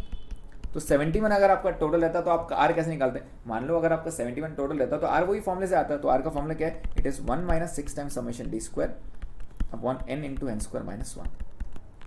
तो 1 माइनस 6 टाइम, इस बार 71 लेंगे अपॉन 990। अगर आप चेक करोगे 10 के साथ 10 इंटू 10 स्क्वायर माइनस 1, तो आपको सिर्फ ये सॉल्व करना है, into 6 divide by 990 minus 1, this comes to 0.5696। I hope आपको ये पॉइंट समझ में आया। क्या क्या पॉइंट्स थे इसके अंदर, एक तो रैंक हो सकता है, रैंक कोरिलेशन रेगुलर निकालना है, दूसरा टाइड रैंक हो सकता है, तीसरा एन निकालना है, चौथा करेक्शन। समझ में आया, तो ये 4 टाइप के क्वेश्चन आ सकते हैं। एक और क्वेश्चन रहता है, अगर मैं आपको डायरेक्ट दे दूं एक्स की वैल्यू या वाई की वैल्यू, ये दोनों के साथ है, मतलब स्पीयरमैन के साथ भी और रैंक कार्ल पियर्सन के साथ भी 1 2 3 4 5 और वैल्यूज ये टोटल रिवर्स है 5 4 3 2 1, सीधा सीधे आर इज इक्वल टू -1। क्यों, 100% नेगेटिव कोरिलेशन है, एक बढ़ रहा है दूसरा घट रहा है। चेक पूरा ऑपोजिट है। तो आर की वैल्यू बिना सॉल्व किए मैं डायरेक्ट -1 करूंगा। अगर आप रैंक कोरिलेशन का फॉर्मूला यूज करते हो तो भी आंसर -1 आएगा। अगर आप स्पीयरमैन का, अगर आप कार्ल पियर्सन का यूज करते हो तो भी आंसर -1 आएगा। आप चेक करके देख सकते हो, x square Y square x y लेके देखोगे ना, आपका आंसर 100% -1 आएगा। लेकिन सॉल्व करने की जरूरत नहीं है ना, क्यों, ये टोटल दिखा रहा है ना, टोटल नेगेटिव है, परफेक्ट नेगेटिव है, एक बढ़ रहा है दूसरा 100% घट रहा है। क्लियर, तो आप डायरेक्ट बोल सकते हो आर इज इक्वल टू -1। दूसरा, अगर मैं एक्स और वाई की वैल्यू बोल दूं 1 2 3 4 5 और दूसरा आ रहा है 10 20 30 40 50 के 100% रिलेशन है, यस 10%, ये डायरेक्ट डबल होते जा रहा है, देखो 10 इंटू 10 होते जा रहा है। तो क्या आर की वैल्यू 1 है, yes r is equal to 1, confirm 100%। तो इस तरह आप सॉल्व कर सकते हो डायरेक्ट शॉर्टकट से। चलो, ये समझ में आ गया, यस। तो हमारे 2 पॉइंट्स कवर हो गए यहाँ पे। थर्ड पॉइंट है method of concurrent deviation. Method of concurrent deviation. Now what do you mean by concurrent deviations? Concurrent deviations का मतलब क्या, it is the number of positive science. मतलब यहाँ पे वो सिर्फ मोमेंट चेक करता है, मोमेंटम मतलब डायरेक्शन चेक करता है, फ्लो कौन से डायरेक्शन में जा रहा है, फ्लो कौन से डायरेक्शन में जा रहा है, वो सिर्फ वो चेक करता है। आपको ज़्यादा दिमाग नहीं लगाना है इसके अंदर, आपको सिर्फ फ्लो चेक करना है। मतलब क्या, एक्स और वाई, अब अगेन इसका फॉर्मूला दिखने में बहुत खतरनाक है लेकिन बहुत सिंपल कैलकुलेशन है, कुछ भी नहीं है इसके अंदर, ठीक है। एक्स और वाई है यहाँ पे, मान लो एक्स की वैल्यू है 40 42 45 41 एंड 50, सपोज ये वैल्यूज है। और वाई की वैल्यूज हैं 37 38 39 40 एंड 45, सपोज ये वैल्यूज हैं। तो आपको करना क्या है, आपको करना सिर्फ ये है कि आपको सी एक्स और सी वाई निकालना है। What is c x and c Y? C x is change of direction in x and change of direction of y, change of direction of x and change of direction of y. Change कैसे हो रहा है, तो first column blank छोड़ना है, first column blank छोड़ना है। क्यों, इसके ऊपर की वैल्यू हमें पता नहीं ना, 40 के पहले क्या था हमें पता नहीं है, तो पहला कॉलम ब्लैंक छोड़ देना है, पहले कॉलम को हाथ नहीं लगाना है। तो मैं इसको हटा देता हूँ। अब यहाँ पे देखना क्या है, 40 से जब 42 आया वो, तो वैल्यू बढ़ी या कम हुई, तो आप बोलोगे ऐड हुई, तो मैं प्लस साइन डालूंगा। 42 से 45 ऐड हुआ, अगेन प्लस साइन डालूंगा। 45 से 41 हुआ माइनस हुआ तो माइनस साइन डालूंगा, 41 से 50 हुआ प्लस हुआ, यस तो मैं यहाँ प्लस साइन डालूंगा, सिंपल। वैल्यू चेक करनी। अब मैं ऊपर वाली साइन, ऊपर वाला ब्लैंक क्यों छोड़ा मैंने, ऊपर वाला फर्स्ट वाला ब्लैंक क्यों छोड़ रहा हूँ मैं, क्योंकि मुझे 40 के ऊपर क्या वैल्यू मुझे पता नहीं है। वाई पे आ जाएंगे तो 37 से 38 प्लस हुआ, यस 38 से 39 प्लस हुआ, अगेन प्लस 39 से 40 अगेन प्लस हुआ, एंड 40 से 45 अगेन प्लस हुआ। I you getting this point? तो यहाँ पे आपको c x comma c y एक कॉलम बनाना पड़ता है, that is c x into c y. Plus into plus वाला वो बच्चों वाला हम जो पहले से स्कूल टाइम में करते थे, plus into plus plus, plus into plus plus, minus into plus minus, plus into plus plus. अब आपको एक इसका टोटल बनाना है। What is c? C is the number of concurrent deviations. Number of concurrent deviation मतलब क्या? Number of positive signs in this column. कितने positive signs हैं? 3, तो सी की वैल्यू 3 है। क्या कहा मैंने? C is number of concurrent deviations. Concurrent deviations मतलब क्या? Number of positive signs in the column C X C Y. C X C Y में नो, तो यहाँ कितना आ रहा है? C3। अब देखो आर का फॉर्मूला क्या है। आर का फॉर्मूला डरना नहीं, R is equals to plus और minus under root of plus और minus 2c minus m upon m। देखो इतना बड़ा फॉर्मूला है, सिंपल सी बात है, कुछ ज़्यादा नहीं है। व्हाट इज प्लस और माइनस? बिकॉज अंडर रूट के अंदर माइनस साइन नहीं आ सकता है, वो इंडेफिनिट आ जाएगा, इन्फिनिटी आंसर आ जाएगा, इसलिए उन्होंने प्लस और माइनस दिया है। वो ये बोलना चाहते हैं कि अगर बाई चांस आपका ये ब्रैकेट का आंसर माइनस आ रहा है तो फाइनल आंसर आप माइनस में लिखो, मतलब आप माइनस यूज करके आंसर निकाल लो और फाइनल आंसर माइनस में लिखना। अगर आपका 2c माइनस m की वैल्यू पॉजिटिव आ रही है तो उसको पॉजिटिव रखना। सर आपने c तो बता दिया, m तो बताया नहीं। m is calculated as n minus one. n minus one क्यों? इसका लॉजिक है, हमने पहले ऑब्जर्वेशन छोड़ दिया था ना, उसको पहला ऑब्जर्वेशन छोड़ दिया था, उसका तो हमें पता नहीं था, इसलिए यहाँ पे अगर 5 ऑब्जर्वेशन लेंगे तो आप आंसर 4 लोगे। क्यों? क्योंकि आपने पहला ऑब्जर्वेशन छोड़ दिया था पूरा, तो लॉजिकल है 5 ऑब्जर्वेशन नहीं, आपने 4 ही ऑब्जर्वेशन कैलकुलेट किए, तो इस तरह आपने निकालना है, इस तरह आपने निकालना है, ठीक है। तो चेक करो यहाँ पे, तो 2cm, c कितना आ रहा है? 3 आ रहा है क्या? यस। m कितना आ रहा है? 4/4। 4 कैसे आया सर? ऑब्जर्वेशन 5 थे, चेक करो, यस ऑब्जर्वेशन 5 थे, 5 - 1 इज 4, तो हमने 4 लिया यहाँ पे।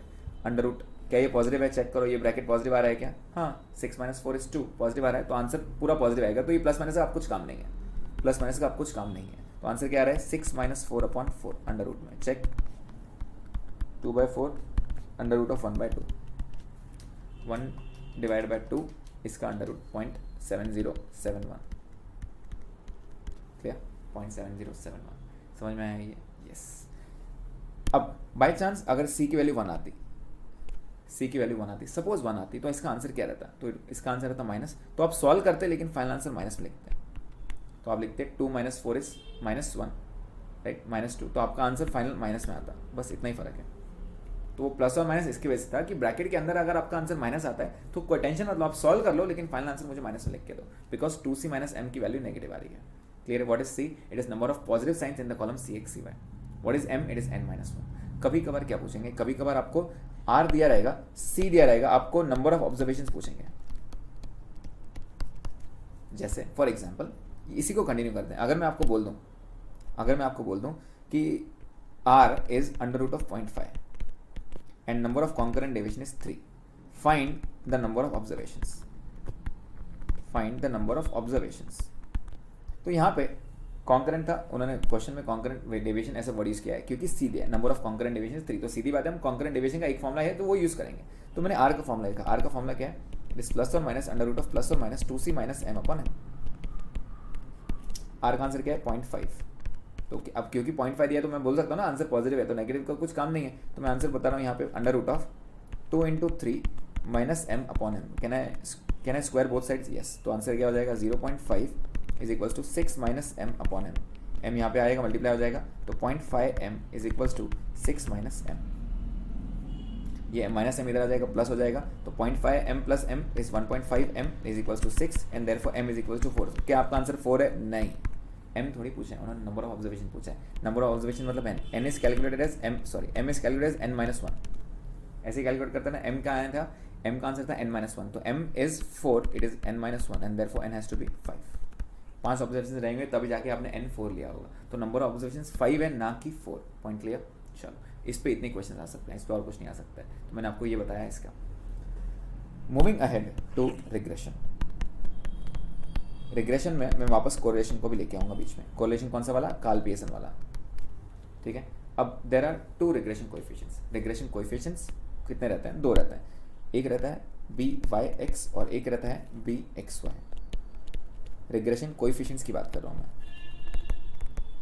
अभी हमने इसके पहले क्या पढ़ा? Correlation coefficient r. अब क्या बोल रहा हूँ मैं? रिग्रेशन कोएफिशिएंट 2 रहते हैं, एक बी वाई एक्स और एक बी एक्स वाई। इसको रीड कैसे करते हैं? Regression coefficient of y on x। कैसे याद करेंगे? गो with the flow.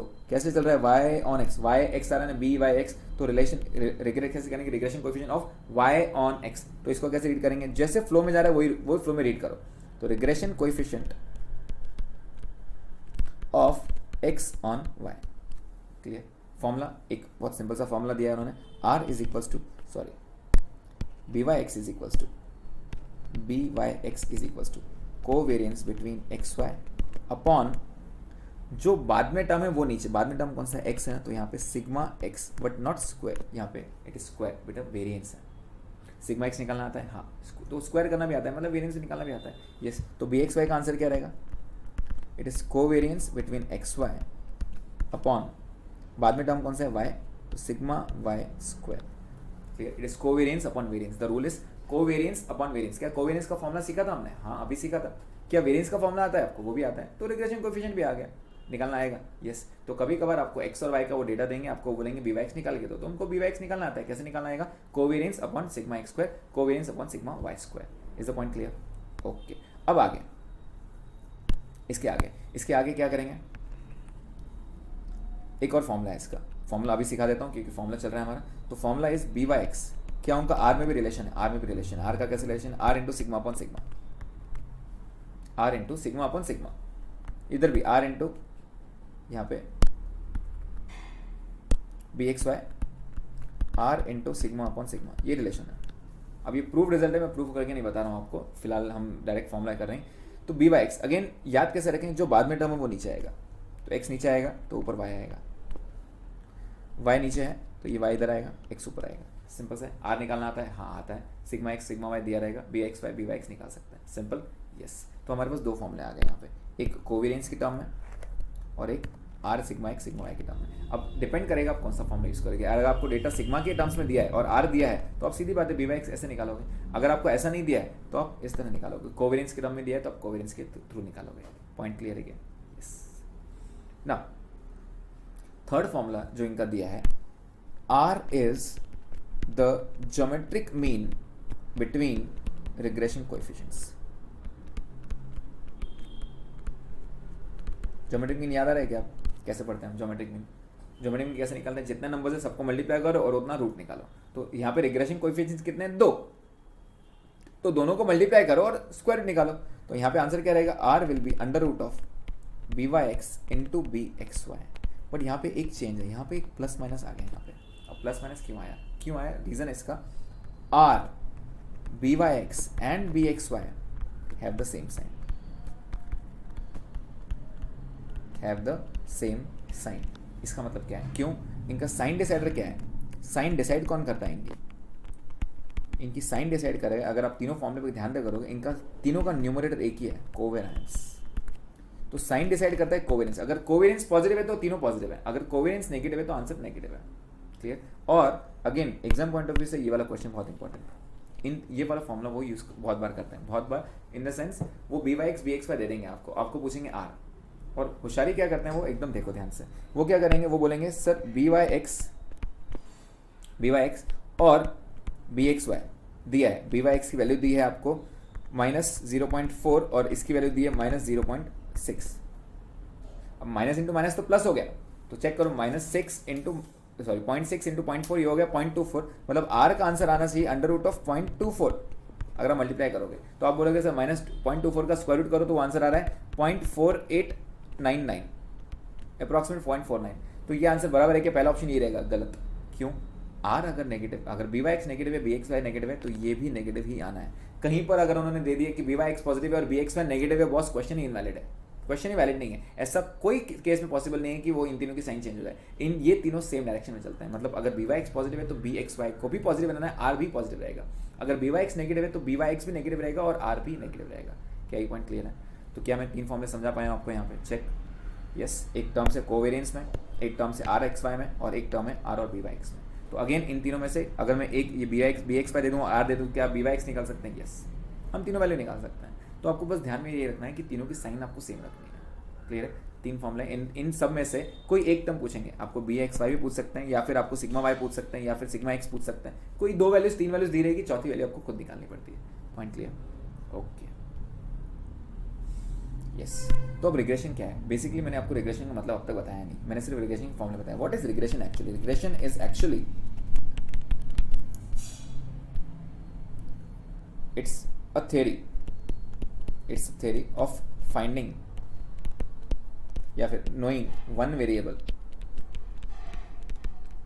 with the help of other known variable, one unknown variable with the help of other known variable।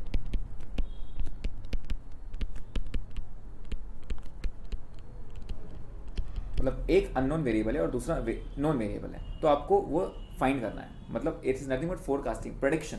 हम प्रेडिक्ट कैसे करें? अगर ए कितना है, फॉर एग्जाम्पल अब मैंने बता तो लिया, अब मैंने अगर एक्स पे एक्स और वाई दे दिया, एक्स है 40, 50, 60 और वाई है 30, 32 एंड 35 सपोज। अब मैं आपको बोल रहा हूँ कि अगर एक्स की वैल्यू 70 हो गई तो वाई कितना रहेगा वो बताओ, या फिर अगर वाई की वैल्यू 40 हो गई तो एक्स कितना रहेगा वो बताओ। तो ये क्या हुआ? ये प्रेडिक्शन हुआ, फोरकास्टिंग हुआ कि हम आगे क्या करें। तो बेसिकली यही थ्योरी है। It is the theory of knowing one unknown variable with the help of other known variable. एक वेरिएबल पता है और एक वेरिएबल पता नहीं है, तो इसके लिए हमें क्या करना पड़ेगा? इसके लिए हमें करना पड़ेगा रिग्रेशन लाइंस। अभी हमने क्या पढ़ा? Regression coefficient. अब हम क्या करेंगे? रिग्रेशन लाइंस पढ़ेंगे। रिग्रेशन लाइंस कैसे? अगेन दो रिग्रेशन लाइंस, या फिर रिग्रेशन लाइंस को ही बोला जाता है रिग्रेशन इक्वेशंस। रिग्रेशन इक्वेशंस कैसे करेंगे? तो यहाँ पे एक रिग्रेशन इक्वेशन है y ऑन x की और एक रिग्रेशन इक्वेशन है x ऑन y की। एक रिग्रेशन है y ऑन x की और एक है x ऑन y की। चेक कैसे फाइंड करेंगे? तो वो बनाने के लिए y minus Y bar is equals to x minus x bar. अब कोएफिशिएंट कौन सा यूज करेंगे? ये y ऑन x है ना, तो इसको लगेगा बी वाई एक्स, और ये अगर x ऑन y है तो इस x minus x bar is equals to b x y into Y minus Y bar. Sir इतने सारे फॉर्मूले याद कैसे रखें? एकदम रूल सिंपल है, जो पहले है वो पहले दो। यहाँ पे पहले क्या है? y है ना, तो y को पहले दो। यहाँ पे x है तो x को पहले रहने दो। Simple. Sir b y x और बी एक्स वाई में कन्फ्यूजन है, तो go with the flow, go with the flow. x on y मतलब बी एक्स वाई, तो बी एक्स वाई आएगा। अगर y ऑन x है तो go with the flow, b y x. पहले क्या आ रहा है? y, तो y को पहले रहने दो। समझ में आएगी? यस सर समझ में आ गया। x और y में इक्वेशन बनती है कभी भी। x बार फाइंड कर सकते हो, यस। y बार फाइंड कर सकते हो, यस। क्या बी वाई एक्स देखा हमने? अभी 3 फॉर्मूले देखे, निकाल सकते हैं, यस निकाल सकते हैं। मतलब हमारा आंसर बिल्कुल सही आ रहा है, सॉर्टेड एक। अब हुआ क्या, ये समझ में नहीं आ रहा है सर। इक्वेशन तो फाइंड कर ली हमने, इक्वेशन फाइंड कर ली, दोनों इक्वेशन में से यूज कौन सा करना है? तो रूल ये है, whatever you have to find should come first. Whatever you have to find should come first. मतलब जो ढूंढना है वो पहले आना चाहिए। फॉर एग्जाम्पल अगर मैं आपको बोल दूं x गिवन है और y ढूंढना है, तो इक्वेशन कौन सी लगेगी? तो क्या ढूंढना है? y ढूंढना है ना, तो y पहले आना चाहिए। y ऑन x की इक्वेशन लगेगी। Are you getting this point? ठीक है। अगर मैं यहां दे दूं y गिवन है, फाइंड x, तो क्या ढूंढना है? x। जो ढूंढना है वो पहले x पहले ढूंढ ले, तो x ऑन y की इक्वेशन लगेगी। जो ढूंढना है वो पहले x ढूंढना है, तो x ऑन y की इक्वेशन लगेगी। समझ में आया लॉजिक? कैसे याद रखेंगे? यस। तो यहाँ पे इस तरह इक्वेशन बनानी है। तो इक्वेशन बनाने का तरीका क्या है? एक ही तरीका, y माइनस वाई बार ये वाला, और एक है ये वाला। क्या हम इक्वेशन बना पाएंगे? यस इक्वेशन बना पाएंगे। फॉर एग्जाम्पल अगर मैं आपको बोलूँ कि x बार आपको दिया है 40, y बार आपको दिया है 50, बी वाई एक्स दिया है 1.2 और बी एक्स वाई दिया है 0.3। क्लियर? ये दिया है आपको, डेटा इतना दिया है। और अब मैं आपको बोल रहा हूं यहाँ पे find y when x is 30। Find y when x is 30। अब ढूंढना क्या है वो बोला, सबसे पहले वो बताओ। y ढूंढना है, x ढूंढना है, तो आप बोलोगे सर y ढूंढना है, तो इक्वेशन कौन सी? जो ढूंढना है वो पहले, y ढूंढना है, y ऑन x। तो इक्वेशन कौन सी बनाएंगे? y ऑन x की। क्या इक्वेशन y ऑन x की आती है हमें? यस। y है ना, फ्लो क्या आ जाएगा? y on x। पहले क्या है? y, तो y minus Y bar is equals to b y x into x minus Y bar. Sir b y x क्यों? Go with the flow, b y on x, तो b y x. Clear? y minus Y bar कितना है? 50। B y x दिया है क्या? B y x yes 1.2 into x minus x bar कितना दिया है 40। अब आप चाहो तो एक्स की वैल्यू डायरेक्ट सब्स्टिट्यूट, एक्स 30 दिया है ना तो आप 30 यहाँ डायरेक्ट सब्स्टिट्यूट कर सकते हो यहाँ पे। तो यहाँ पे क्या हो जाएगा y minus 50 is equals to 1.2, 30 minus 40 is minus 10, तो y minus 50 is equals to minus 1 minus 12 and therefore ये 50 इधर आएगा प्लस हो जाएगा, तो y is equals to minus 12 plus 50 which comes to 38। Clear, this is prediction. समझ में आया? अच्छा, सेम क्वेश्चन में अगर आपको बोलूँ find x when y is 70, find x when y is 70, कैसे फाइंड करेंगे? चेक, कौन सी इक्वेशन जल्दी बताओ। x ढूंढना है, जो ढूंढना है वो पहले x ढूंढना है, तो एक कौन सी इक्वेशन लगेगी? x ऑन y की। x ऑन y का फॉर्मूला पता है क्या हमें? यस, फॉर्मूला पता है, x minus x bar is equal to b x y या बी वाई एक्स, तो go with the flow, b x y into Y minus Y bar. क्या एक्स बार वाई बार दिया है? चेक करो, एक्स बार दिया है 40 और वाई बार दिया है 50, तो x minus 40 is equal to b x Y दिया है 0.3, वाई माइनस 40। अब अगेन y की वैल्यू दिया है ना, तो y की वैल्यू आप सब्स्टिट्यूट कर सकते हो यहाँ पे, तो x minus 40 is equals to 0.3 into 70 minus 40, तो x minus 40 is equals to 30 into 0.3, this will give me 9, 40 इधर जाएगा प्लस हो जाएगा, तो x is equals to 49। Please check. तो इस तरह जो हमारा रिग्रेशन का एक्चुअल मतलब है, it is the theory of knowing one unknown variable with the help of other known variable, इस तरह हम निकालते हैं। क्या आपको पता चला ये इक्वेशन कैसे यूज कैसे करना है? Yes, okay. अब नेक्स्ट पॉइंट जो आता है हमारा, आता है इट्स आइडेंटिफिकेशन। आइडेंटिफिकेशन कैसे? वो दो इक्वेशन देके रखेंगे। फॉर एग्जांपल अगर मैं आपको बोल दूं यहाँ पे x की वैल्यू 2 है, y की वैल्यू 3 है, तो 3x माइनस 4y या 3x plus 4y is equals to 12, 6, 18 and 7x minus 3y, 14 minus 3, 9, 5, ये इक्वेशन दी हुई है आपको, ठीक है? ये दो इक्वेशन दी हुई है। अब मैं आपको बोल रहा हूँ यहाँ पे कि फाइंड द मीन वैल्यूज, मतलब क्या? एक्स बार वाई बार, या फिर मैं अगर आपको पूछूं find the point of intersection of the two regression lines, तो वो भी रहेगा एक्स बार कॉमा वाई बार। इसका मतलब अगर ये मेरा ग्राफ है और ये एक दो लाइंस है, तो ये जो पॉइंट है, एक इक्वेशन है वाई ऑन एक्स और एक है एक्स ऑन वाई, तो ये जो पॉइंट है, ये पॉइंट पे जो मीट करते हैं वही पॉइंट रहता है एक्स बार वाई बार। तो पॉइंट ऑफ इंटरसेक्शन है, तो एक्स बार वाई बार कैसे करेंगे? बहुत सिंपल सा है, सॉल्व देम साइमल्टेनियसली, एक साथ सॉल्व करो। एक्स और वाई का जो आंसर आएगा that will be the point of intersection या फिर मीन वैल्यू। सिंपल, मतलब दो रिग्रेशन इक्वेशंस दिया है आपको, इक्वेशन वाला क्वेश्चन है ये। अगर वो पूछते हैं the two regression lines are या the two regression equations are given, find the mean values या find the point of intersection, करना क्या है? सिर्फ साइमल्टेनियस सॉल्व करो। वो भी साइमल्टेनियस सॉल्व करने की जरूरत नहीं है, ऑप्शंस लो।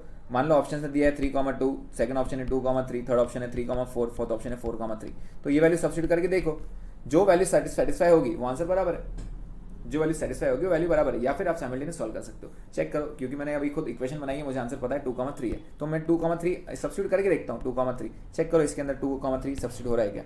तो 3 इंटू 2 प्लस 4 इंटू 3, चेक करो 18 आ रहा है क्या? 3 2 6, 4 3 12 बराबर 18 आ रहा है, मतलब ये फर्स्ट इक्वेशन सॉल्व होगी। रुकना नहीं, सेकंड इक्वेशन चेक करना 2,3 पे। चेक करो 2,3 पे टैली हो रहा है क्या? 7 इंटू 2 14 माइनस 3 इंटू 3 14 माइनस 5 आ रहा है क्या? यस, तो ये इक्वेशन बराबर, मतलब 2,3 is the correct point of intersection, मतलब या फिर मीन वैल्यूज बोल सकता हूँ। एक्स बार 2 है और वाई बार 3 है। आई यू गेटिंग दिस पॉइंट? चलो, ये इक्वेशन को मैं आगे और कंटिन्यू करता हूँ। मैंने इक्वेशन क्या लिखा है यहाँ पे? 3x plus 4y is equals to 18 and 7x minus 3y is equals to 5। अब ध्यान देना यहाँ पे, अगर मैं यहाँ पे आपको बोल दूँ, यहाँ से आगे मैं 5 क्वेश्चन लिख रहा हूँ, पांचों में से कोई भी एक क्वेश्चन आया इसके ऊपर, तो पहला स्टेप कंपलसरी है जो मैं आपको भी बताऊंगा। वो पूछेंगे नहीं, फिर भी अगर उन्होंने बोल दिया find y when x is 40 या फिर find x when y is 50, इसके लिए क्या लगेगा? तो आप बोलोगे सर इसके लिए तो इक्वेशन लगेगी। अच्छा, इक्वेशन लगेगी, ये बात तो सही है, लेकिन कौन सी इक्वेशन? आप बोलोगे सर फर्स्ट वाले के लिए y ऑन x, सेकंड वाले के लिए x ऑन y, जो ढूंढना है वो पहले, राइट? अब दोनों इक्वेशन में आप ये बता सकते हो कि y ऑन x कौन सी है, x ऑन y कौन सी है? नहीं। तो मतलब identification is the first step.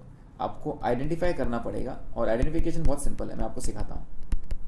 You will have to identify which equation is x on y and which equation is y on x. आपको पहले आइडेंटिफाई करना पड़ेगा. तो आइडेंटिफिकेशन के स्टेप्स मैं आपको बताता हूँ. दूसरा, अगर मैं आपको बोलूँ फाइंड द कोरिलेशन कोएफिशिएंट, मतलब क्या, आर. अगर ये भी निकालना है तो भी आपको आइडेंटिफाई करना पड़ेगा. क्यों, उसका रीजन भी देता हूँ आपको. अगर मैं आपको बोल दूँ, या फिर इतना ही पूछूं फिलहाल, या फिर डायरेक्ट आपको पूछूं find the equation of y on x. कौन सी इक्वेशन है वाई ऑन एक्स, मुझे बताओ, पहली इक्वेशन है सेकंड इक्वेशन. या फिर आपको बोल दूँ find the regression equation of x on y, तो भी आपको करना है क्या, आपको आइडेंटिफाई ही करना है. You have to identify. मतलब इनमें से अगर कोई पूछूं, दो इक्वेशन दे दूं आपको, पूछूं find y when x is given, या find x when y is given, या फाइंड आर, तो एट दैट टाइम आपको कैलकुलेट क्या करना पड़ेगा, आपको कैलकुलेट करना पड़ेगा. सबसे पहले क्या करना पड़ेगा, आइडेंटिफाई. आइडेंटिफाई कैसे करेंगे, एजम्पशन, प्योर एजम्पन. आपके हिसाब से आपकी जो इच्छा है उसको वाई ऑन एक्स पकड़ लो, दूसरे को एक्स ऑन वाई पकड़ लो.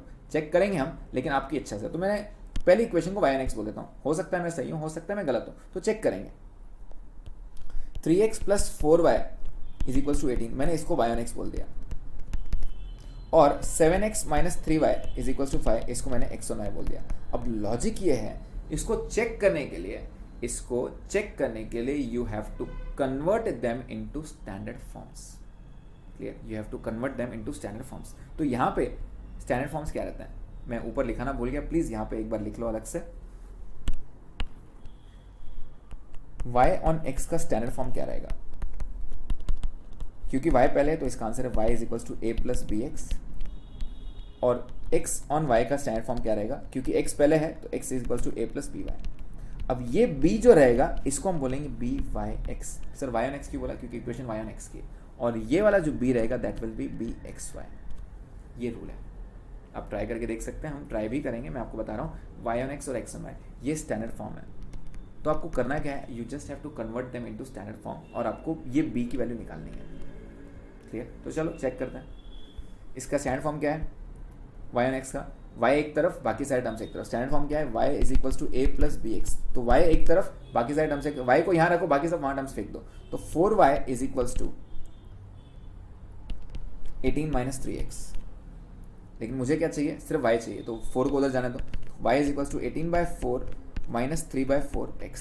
तो व्हाट इज b की वैल्यू, ये b की value minus 3 by 4 which is nothing but for us b by x. b by x की वैल्यू कितनी होगी, माइनस 3 बाई 4. चलो, इसको मैंने x ऑन y बोला है, तो इसको एक x के टर्म्स एक तरफ बाकी सारे टर्म्स एक तरफ. तो 7x is equal to 3y plus 5. 3y plus 5. एक सेकेंड, मैंने आपको इक्वेशन गलत दे दिया एक्चुअल में स्टार्टिंग में, क्योंकि यहाँ पे बी वाई एक्स और बी एक्स में नेगेटिव वाला है. एक काम करो, ये वाले इक्वेशन को प्लीज साइड में रहना दो, बिकॉज इसका आंसर सीधा है कि ये एग्जिस्ट नहीं करेगा दिस. क्यों, क्योंकि एक प्लस है और एक माइनस है, एक प्लस और एक माइनस नहीं आ सकता है. तो मैं क्वेश्चन को एक चेंज करता हूँ और फिर आपको बताता हूँ. I am so sorry for this. Yes, please ध्यान दीजिए. मान लो इक्वेशन है आपकी 3x plus 4y is equals to 2 3 12 18, ये equation. And 4x plus 7y is equals to 4 into 3, 4 into 2 is 8, 7 is 21 29.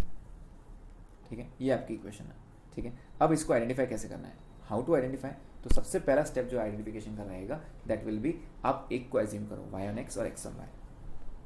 तो मैंने y ऑन x को क्या एज्यूम किया, 3x plus 4y is equals to 18, और दूसरी को एज्यूम किया x ऑन y को 4x plus 7y is equals to 29. ठीक है, ये एज्यूम किया मैंने यहाँ पे. हो सकता है हम सही हैं, हो सकता है गलत है. वो सही है गलत कैसे मालूम पड़ेगा, when we convert them into standard form तब. तो मैं इसको क्या बोल रहा हूँ, कन्वर्ट करो स्टैंडर्ड फॉर्म में. स्टैंडर्ड फॉर्म कैसे कन्वर्ट करेंगे, y ऑन x मतलब y एक तरफ बाकी सारे टर्म्स एक तरफ. y पहले है ना, y एक तरफ, तो y को यहीं रहने दिया मैंने. 4y is equals to 18 minus 3x. y is equals to 18 by 4 minus 3 by 4x. x के साथ जो टर्म है उसको हम क्या बोलते हैं, b y x. B y x की वैल्यू क्या आ गई, माइनस 3 बाई 4. सेम चीज मैं यहाँ पे एक्स ऑन वाई के लूंगा, मतलब x is equals to a plus b y form में कन्वर्ट करूंगा. x के सारे टर्म्स एक तरफ बाकी सारे टर्म्स एक तरफ. तो 29 minus 7y, x is equals to 29 by 4 minus 7 by 4y. यहाँ पे ये जो वैल्यू रहेगी उसकी वैल्यू क्या आएगी, ये हो जाएगा b x y which is minus 7 by 4. अब हमने जो किया है वो सही है गलत है मालूम कैसे पड़ेगा, आप उसका प्रोडक्ट चेक करोगे. आप इसका प्रोडक्ट चेक करोगे तो आप करोगे b y x into b x y, check, minus 3 by 4 into minus 7 by 4 which is 21 by 16 which is greater than 1. अगर ग्रेटर देन 1 आ गया मतलब आर एजम्पशंस आर इनकरेक्ट. क्यों, क्यों? B y x b x y पे कोई condition नहीं, लेकिन are पे कंडीशन है। आर का आंसर 1 से ऊपर नहीं आ सकता है। अब सोचो, मैंने आर का आंसर बताया था कि आपको आर का आंसर बताया था under root of plus b y x into b x y. अगर आप कैलकुलेटर पे करके देखोगे, अगर ये 0.99 भी आता है तो भी आंसर 1 से कम ही रहेगा। अगर 1 भी आता है तो भी आंसर 1 आएगा। अगर 1.01 भी हो गया ना, 1.01, तो भी इसका आंसर 1 से ज़्यादा आएगा, जो हमें नहीं चाहिए। हमारा आंसर 1 से ऊपर नहीं आ सकता है। ये हमने स्टार्टिंग में जब हमने लेक्चर स्टार्ट किया तभी हमने बताया आर की वैल्यू -1 और 1 के बीच में आएगी। मतलब 1 से ऊपर आंसर जा नहीं सकता। मतलब इसके अंदर का जो वैल्यू है ये 1 से ऊपर नहीं जा सकता। इसके अंदर क्या वैल्यू है? B y x into b x y. मतलब b y x into b x y can never be greater than 1। Point to be noted, b y x 10 हो सकता है, बी वाई एक्स 100 भी हो सकता है। बी वाई एक्स जितना ज़्यादा ऊपर रहेगा बी एक्स वाई को उतना ही कम रहना पड़ेगा, बिकॉज उनका मल्टीप्लिकेशन 1 से कम आना चाहिए या मैक्सिमम 1 आना चाहिए। तो अगर ये 1 से ऊपर है, मतलब हमने जो अज्यूम किया है वो कंप्लीटली इनकरेक्ट है। सर इतना टाइम लग रहा है, अभी इतना टाइम लग रहा है, इतना टाइम कैसे करेंगे? शॉर्टकट है, बहुत ज़्यादा नहीं है। मतलब हमने जो सोचा वो पूरा उल्टा है। हमने जो सोचा वो पूरा उल्टा है। तो आप उल्टा कैसे करोगे? उल्टा करोगे रेसिप्रोकल करके। मतलब ये इक्वेशन को हमने सोचा था y on x से, नहीं भाई ये x on y है, और ये इक्वेशन y on x है। मतलब इससे जो मिलेगा वो क्या मिलेगा? हमें बी एक्स वाई मिलेगा, और इससे क्या मिलेगा? बी वाई एक्स मिलेगा, क्योंकि इक्वेशन हमने चेंज कर दी। तो आंसर क्या रहेगा? इसका रेसिप्रोकल। आंसर क्या रहेगा? इसका रेसिप्रोकल। मतलब बी एक्स वाई बन जाएगा -4/3 और ये बन जाएगा -4/7। क्लियर है? आंसर क्या रहेगा? इसका रेसिप्रोकल। मतलब बी एक्स वाई अब बी वाई एक्स बन जाएगा। क्यों? हमने आंसर इक्वेशन अज्यूम उल्टा किया अभी। चेक, मैंने ऊपर वाले को क्या अज्यूम किया अभी? एक्स ऑन वाई से क्या मिलेगा? B x y. तो बी एक्स वाई का आंसर क्या आएगा? इसका रेसिप्रोकल। और यहाँ पे सिमिलरली इसका रेसिप्रोकल। तो क्या हम सही अज्यूम कर सकते हैं? हाँ, अगर सही अज्यूम करोगे तो इसका प्रोडक्ट कम आना चाहिए। चेक करो इसका प्रोडक्ट कितना आ रहा है। अब चेक करो इनका प्रोडक्ट कितना आ रहा है। तो -4/3 into -4/7 which comes to 16/21। 16/21 is it less than 1? मतलब हम सही हैं, मतलब हम सही हैं। तो अब मुझे बताओ, क्या आप मुझे पहला क्वेश्चन बता सकते हो which is the equation of x on y? Yes, ये वाली जो इक्वेशन है वो एक्स ऑन वाई। अगर मैं आपसे दूसरा सवाल पूछूं which is the equation of y on x, तो आप बोलोगे सर ये इक्वेशन है। अगर मैं आपसे पूछूं व्हाट इज आर, तो b x y b y x है आपके पास, क्या आप आर निकाल सकते हो? यस, अगर इक्वेशन है तो भी हम आर निकाल सकते हैं। कैसे? By finding b y x and b x y. तो चेक करो आर का आंसर क्या रहेगा। आर का answer is under root of 16/21। क्यों? क्योंकि b y x into b x है, तो 16/21 इसका अंडर रूट। इसका आंसर आ रहा है 0.8729। चेक करो ये आंसर सही है क्या? मैं बोलूँगा गलत है। क्यों? एक स्टेप भूल गए आप। क्या भूल गए? R b y x and b x y have the same sign. क्या ऊपर दोनों नेगेटिव है? हाँ, तो आर को भी नेगेटिव रहना पड़ेगा। This is the important point over this. Clear है? यहाँ पे अगर बी वाई एक्स नेगेटिव है, बी एक्स वाई नेगेटिव है, तो आर को भी नेगेटिव रहना पड़ेगा। क्यों? R b y x and b x y have the same sign. पहला ऑप्शन पॉजिटिव ही रहेगा, इसको टिक नहीं करना। सेकेंड ऑप्शन नेगेटिव है, उसको टिक करना। Clear point? तो इस तरह आइडेंटिफिकेशन चलेगा। क्लियर? तो दो इक्वेशन से हम मीन वैल्यूज निकाल सकते हैं। यस, दो इक्वेशन से हम y on x कौन सी है, x on y कौन सी निकाल सकते हैं। कैसे? By converting them into standard form. Standard form convert करने के बाद क्या मिलेगा हमें? b की वैल्यू मिलेगी, that is b y x और बी एक्स वाई। दोनों को मल्टीप्लिकेशन चेक करेंगे। अगर लेस देन 1 है हम सही है, अगर 1 है तो भी सही है। ग्रेटर देन 1 आया तो उल्टा कर दो। उल्टा कैसे करेंगे? पूरा इक्वेशन वापस सॉल्विंग करना है, सिर्फ रेसिप्रोकल कर देंगे उनका। जो बी वाई एक्स था अब बी एक्स वाई बन जाएगा, जो बी एक्स वाई था वो बी वाई एक्स बन जाएगा, और उनके आंसर्स रेसिप्रोकल हो जाएंगे। फिर हम आर की वैल्यू निकाल सकते हैं। लेकिन point to be noted is r की वैल्यू तीनों में सेम रहेगी, तीनों का साइन सेम रहेगा। Clear? Okay, so I hope आप दो इक्वेशंस रहेगी तो भी आंसर सॉल्व कर पाओगे ना। मूविंग अहेड यहाँ पे कभी कभार आपका डेटा कैसे रहेगा? कभी कभार डेटा ऐसे रहेगा, ये मीन रहेगा, ये एस डी रहेगा, ये रहेगा, और ये एक्स रहेगा, ये वाई रहेगा। ये रहेगा 40, ये रहेगा 50, S D 5 and S D 6 suppose ये। और नीचे दिया है आर इज इक्वल टू 0.6 और दिया है find y when x is 40। चलो बताओ आप कैसे करेंगे? फाइंड y ढूंढना है, मतलब हमें इक्वेशन कौन सी लगेगी? y on x की। अब y on x इक्वेशन की फाइंड करने के लिए क्या लगेगा? y minus Y bar is equal to b y x into x minus x bar. क्या x बार y बार है? हाँ है। बी वाई एक्स नहीं है। बी वाई एक्स फाइंड कर सकते हैं क्या? गिवन इन्फॉर्मेशन का कौन सा फॉर्मुला यूज करोगे? एक फॉर्मुला आर के टर्म्स में, एक फॉर्मुला कोवेलेंस के टर्म्स में, एक फॉर्मुला सिग्मा के टर्म्स में है हमारे पास। तो क्या हमारे पास सिग्मा है क्या? हाँ, तो सिग्मा से आंसर निकाल सकते हैं। तो बी वाई एक्स का फॉर्मुला क्या रहेगा? R into sigma upon sigma. मुझे पता नहीं सिग्मा कौन सा है, बट हाँ ये लॉजिक पता है, जो बाद में टर्म आता है वो नीचे आएगा, तो एक्स नीचे आएगा, वाई ऊपर आएगा। चेक, आर दिया है 0.6 इंटू सिग्मा वाई कितना है? 6/5। चेक करो कितना आ रहा है? ये आ रहा है 0.72। क्या मैं अब फाइंड कर सकता हूँ? यस। तो y माइनस वाई बार कितना दिया है? 50 is equal to b y x कितना है? 0.72 0.72 x माइनस एक्स बार कितना है 40। क्या x की वैल्यू दिया है 40? यस, तो यहाँ पे 40, तो आंसर आपका डायरेक्टली, अच्छा मैंने 40 दिया है क्या? ओके, इसको क्या करते हैं 60 कर देते हैं। तो ये 60 करेंगे तो y minus 50 is equals to 0.72 into 60 minus 40। y minus 50 is equals to 0.72 into 20, this comes to 14.4। ये 50 इधर जाएगा तो y is equals to 64.4। I getting this point? तो आई होप आपको ये वाला लॉजिक भी समझ में आया। तो मैंने यहाँ पे सारे आपके फॉर्मुलेस कवर करके दिए हैं। अब इसको थोड़ा और आगे बढ़ाते हैं। थोड़ा और आगे कैसे बढ़ेंगे? सो इसमें लास्ट पॉइंट जो हमको कवर करना है यहाँ पे, that is regression coefficients. Regression coefficients are independent of change of origin. Independent मतलब क्या? फर्क नहीं पड़ता। Independent of change of origin मतलब प्लस माइनस से तो फर्क पड़ना नहीं है। मतलब आप कितना भी प्लस करो कितना भी माइनस करो कुछ फर्क नहीं पड़ेगा। मतलब जो मेरा एक्स वाई का आंसर है आगे भी वही कंटिन्यू करेगा। बट अगर स्केल है but dependent on change of scale, अगर आपको याद होगा डिस्पर्जन एस डी वगैरह वो डिपेंडेंट थे, ऐसे ही था। यस, ये भी ऐसे ही है, but dependent on change of scale. Into division से फ़र्क बिल्कुल पड़ता है, इनटू डिवाइड से फ़र्क पड़ता है। तो यहाँ पे आपको करना क्या है? प्लस माइनस से फ़र्क नहीं पड़ा, इनटू डिवाइड से फ़र्क पड़ा, तो फ़र्क कितना पड़ा वो निकालने के लिए क्या है? तो यहाँ पे अगर आपको ऊपर याद आ रहा होगा मैंने आपको ये टर्म बताया था, x माइनस ए अपॉन पी और v is equals to y minus B upon q. यहाँ पे a और b क्या है? Change of origin. फ़र्क पड़ता है कि नहीं? p और q क्या है? Change of scale. फ़र्क पड़ता है? हाँ। तो कितना फ़र्क पड़ता है? कितना फ़र्क पड़ता है? तो यहाँ पे b y x will be equal to b v u. Y को v, x को u, तो ये ईजी हो गया। लॉजिक क्या है याद कैसे रखने का? तो वही जो बाद में टर्म वो नीचे, तो x के साथ क्या एसोसिएटेड है?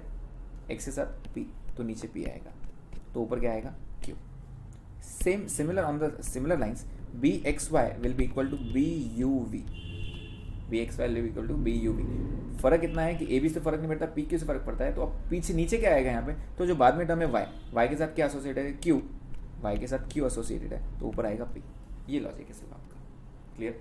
अच्छा, यू और पी और क्यू निकालना आता है क्या? इजी, हमने सीखा था। पी का वैल्यू क्या है? U upon x. क्यू का वैल्यू क्या है? V upon y. तो चेक करते हैं, एक सम इसमें सॉल्व करने का कोशिश करते हैं। एक छोटा सा क्वेश्चन लेते हैं। सपोज अगर मैंने आपको दे दिया कि x and y related as 3u plus 5x is equals to 10 और ये दिया है 4y plus 10v is equals to 20।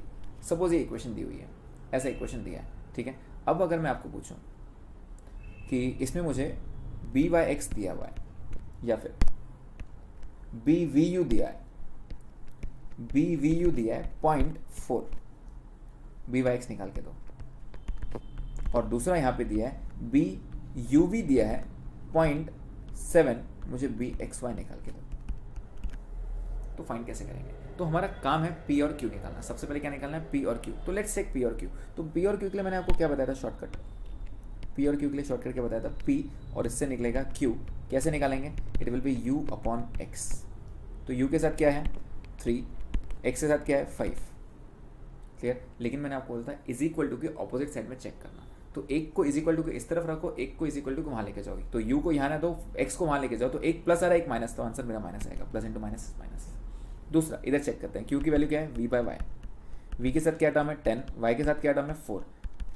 लेकिन एक को इधर रखो, एक को is equal to opposite side में रखो, एक को प्लस है दूसरा माइनस है, तो आंसर माइनस आएगा। तो ये इसका शॉर्टकट है पी और क्यू निकालने का, राइट। फिर हम हमारे फॉर्मूले पे आते हैं। फॉर्मूला क्या था? एक बार वापस ट्राई करते हैं। B y x is equals to b v u. Clear? B y x equals to b v u, लेकिन इंटू क्या रहेगा? एक्स के साथ क्या टर्म एसोसिएटेड? पी, और ऊपर क्या है? क्यू। तो चेक करेंगे क्यू की वैल्यू है क्या हमारे पास? है ना, हमारे पास वैल्यू क्या है? -10/4 विच कम्स टू -2.5। पी की वैल्यू क्या है? इसको हम लिख देते हैं -2.5 और इसको वैल्यू लिखते हैं -0.6। तो ये आ गया -0.6। क्या हमारे पास बी वी यू की वैल्यू है क्या? ऊपर चेक करो, बी वी यू, यस 0.4, तो आंसर आ गया। तो 2.5 into 0.4 divide by 0.6 that comes to 1.66। 1 से ऊपर आ गया, चलता है क्या? अरे बिल्कुल चलता है। बी वाई एक्स ना, आर थोड़ी है, आर का ऊपर 1 से, आर का आंसर 1 से ऊपर नहीं आ सकता। क्लियर? अच्छा, दूसरा निकालेंगे। दूसरा आंसर क्या रहेगा? B x Y will be equal to b u v. Terms क्या रहेंगे? अगर इधर क्यू बाई पी है तो इधर पी बाई क्यू रहेगा। चेक, पी की वैल्यू क्या है? -0.6, क्यू की वैल्यू क्या है? -2.5, बी यू वी की वैल्यू दी है क्या ऊपर? यस 0.7। चेक करो जल्दी से। तो 0.6 into 0.7 divide by 2.5 this comes to 0.168, this comes to 0.168। अच्छा, अगर मैं आपको बोल दूँ यहाँ पे आर ऑफ एक्स वाई और आर ऑफ यू वी क्या रहेंगे, तो आप निकाल सकते हो क्या? बिल्कुल निकाल सकते हैं। आर ऑफ एक्स वाई क्या रहेगा, अभी निकालें क्या? हमारे पास बी वाई एक्स भी है, बी एक्स वाई भी है, चेक करो आर का आंसर। तो इसका आंसर क्या है, under root of b y x into b x y, check. तो 0.68 इंटू 1.667, इसका square root, this comes to 0.5292, answer आ रहा, यस बी एक्स वाई आ रहा। अच्छा, बी यू वी का आर यू वी कैसे निकालेंगे? क्या ये उन्होंने ऑलरेडी दिया था, चेक करो। 0.4 दिया है, 0.7 दिया है, चेक तो करो आ रहा है क्या?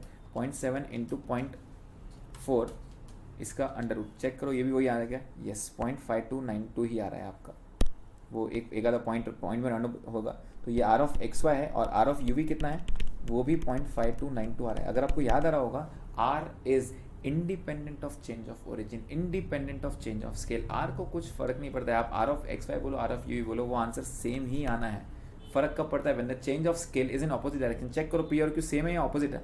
तो पी और क्यू की वैल्यू कितनी आ रही है, पी की वैल्यू आ रही है -0.6 और पी की इसकी वैल्यू आ रही है -2.5। अभी भी माइनस ही है ना, मतलब the change of scale is in same direction, opposite नहीं है, मतलब आर हमारा सेम ही रहने वाला है। आर की साइन चेंज हो सके ज़्यादा से ज़्यादा, वो भी कब, जब पी और क्यू ऑपोजिट डायरेक्शन में। यहाँ पे सेम डायरेक्शन है तो आर की साइन चेंज नहीं होगी, आर की वैल्यू अभी भी सेम आएगी। क्यों? It is independent of origin, independent change of origin, independent of change of scale. I you getting this point? So I hope आप रिग्रेशन इक्वेशंस बहुत अच्छे से सॉल्व कर पाओगे। Clear? And moving to the last few formulas क्या है? We have coefficient of determination, coefficient of determination, इसको हम निकालते हैं आर स्क्वायर। क्या आपको आर निकालना आता है? Karl Pearson, yes, r square कर दो, it is coefficient of determination. इसी को बोला जाता है एक्सप्लेन्ड वेरिएंस, एक्सप्लेन्ड, या फिर आप बोल सकते हैं एक्सप्लेन्ड वेरिएंस या वेरिएंस। तो एक रहता है coefficient of non determination, coefficient of non determination, तो वो क्या रहेगा? It will be 1 minus r square. इसको हम बोलते हैं अनएक्सप्लेन्ड वेरिएंस, अनएक्सप्लेन्ड वेरिएंस। तो अगर आपके पास आर है तो क्या आप आर स्क्वायर निकाल सकते हो, तो वो बन जाएगा कोएफिशिएंट ऑफ डिटर्मिनेशन। अगर आपके पास आर है तो आप नॉन डिटर्मिनेशन निकाल सकते हो, यस 1 माइनस आर स्क्वायर करके। Getting the point? यस। इसके अलावा एक और फॉर्मूला है हमारे पास। इसके अलावा फॉर्मूला क्या है हमारे पास?